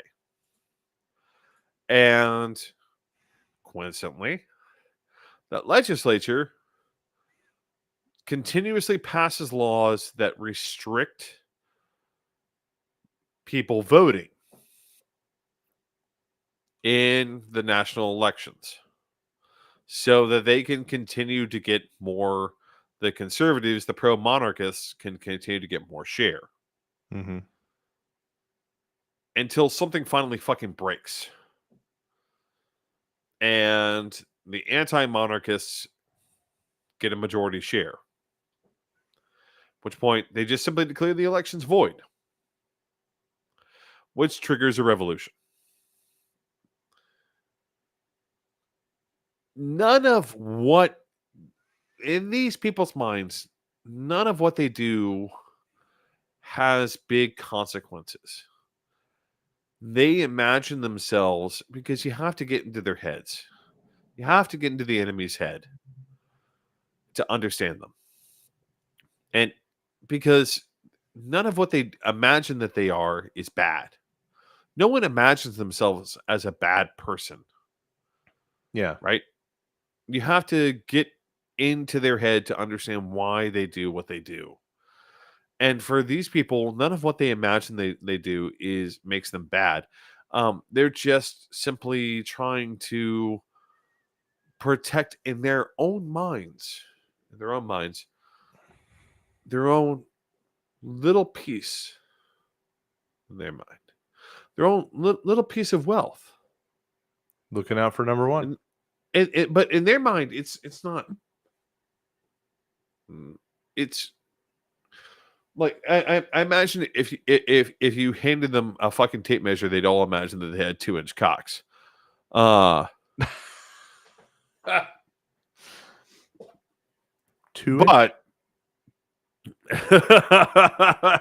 you're saying they would imagine it small? I'm not sure I understand that, but okay. No, mostly because they're always like, oh no, that's not that big. Like, so eventually you've got to acknowledge that you've got a 2-inch cock. Right. Yeah. Okay. Now I follow you. Yeah. But I mean, like these people imagine that they don't have a big impact. And like for even this guy, I can guarantee this guy did not imagine in his own head that even with his $30 million in compensation a fucking year, because he doesn't want to be one of those big bad guys. I'm not one of them. You all are just so paranoid. You got to get in their fucking heads. Yep. These people are so fucking delusional about all of it until you tear the fucking curtain down all the way so that they can't do anything but see. They will refuse all the way until the end. Even the French aristocracy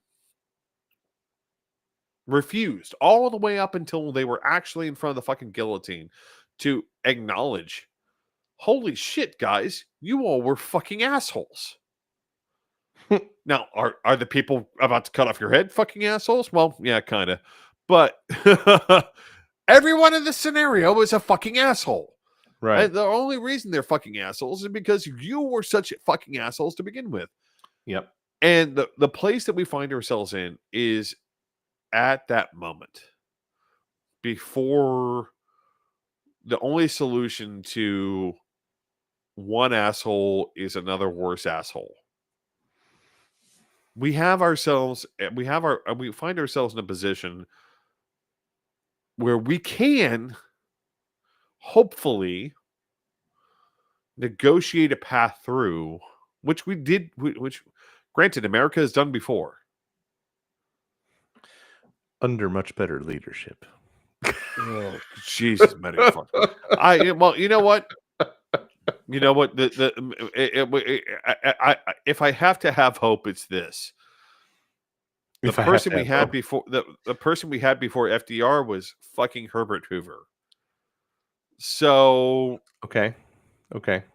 If I have to hope for a fucking silver lining, it's that out of all this we can find a fucking fucking FDR, to Trump's Herbert Hoover. Okay. Someone, yeah, Jesus, man, please God. I will give you that little glimmer of hope as a possibility, but okay, all right, maybe. You know, who knows? I don't know if we're ready and if we can get past a lot of sexism and shit, but also the guy before Lincoln was Martin Van Buren, who was equally just as fucking much of a fucking tool. All I can say about your Herbert Hoover FDR analogy is, you know, we're talking about a lot of 3-letter things, and you know, AOC. Anyway, you know what? At this point, gotta do something. Send it. Gotta do something. Send it. I love it. All right, we've been at this for a minute. It's time. We have bored all of you all to death with our fucking. Yet, funny enough, in the last half hour, the viewership has risen to the highest point. I know, right? Because we literally our fucking stupidity just increases as we fucking drink. Sure. Yes, that's it. Anyway, thanks for stopping by, and thank you for pushing me for the idea that we probably have too much to talk about to save it to January. We do, because literally we spent 3 hours, and I felt we got to get 3 hours out of it. We will likely see you officially this time next year. But yeah, what a wild ride. What a weird fucking thing to. Anyway, at this point, there's only one thing to do. You know what that is, David.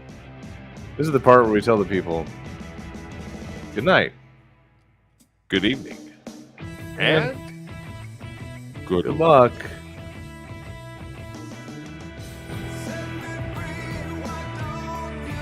You're gonna need it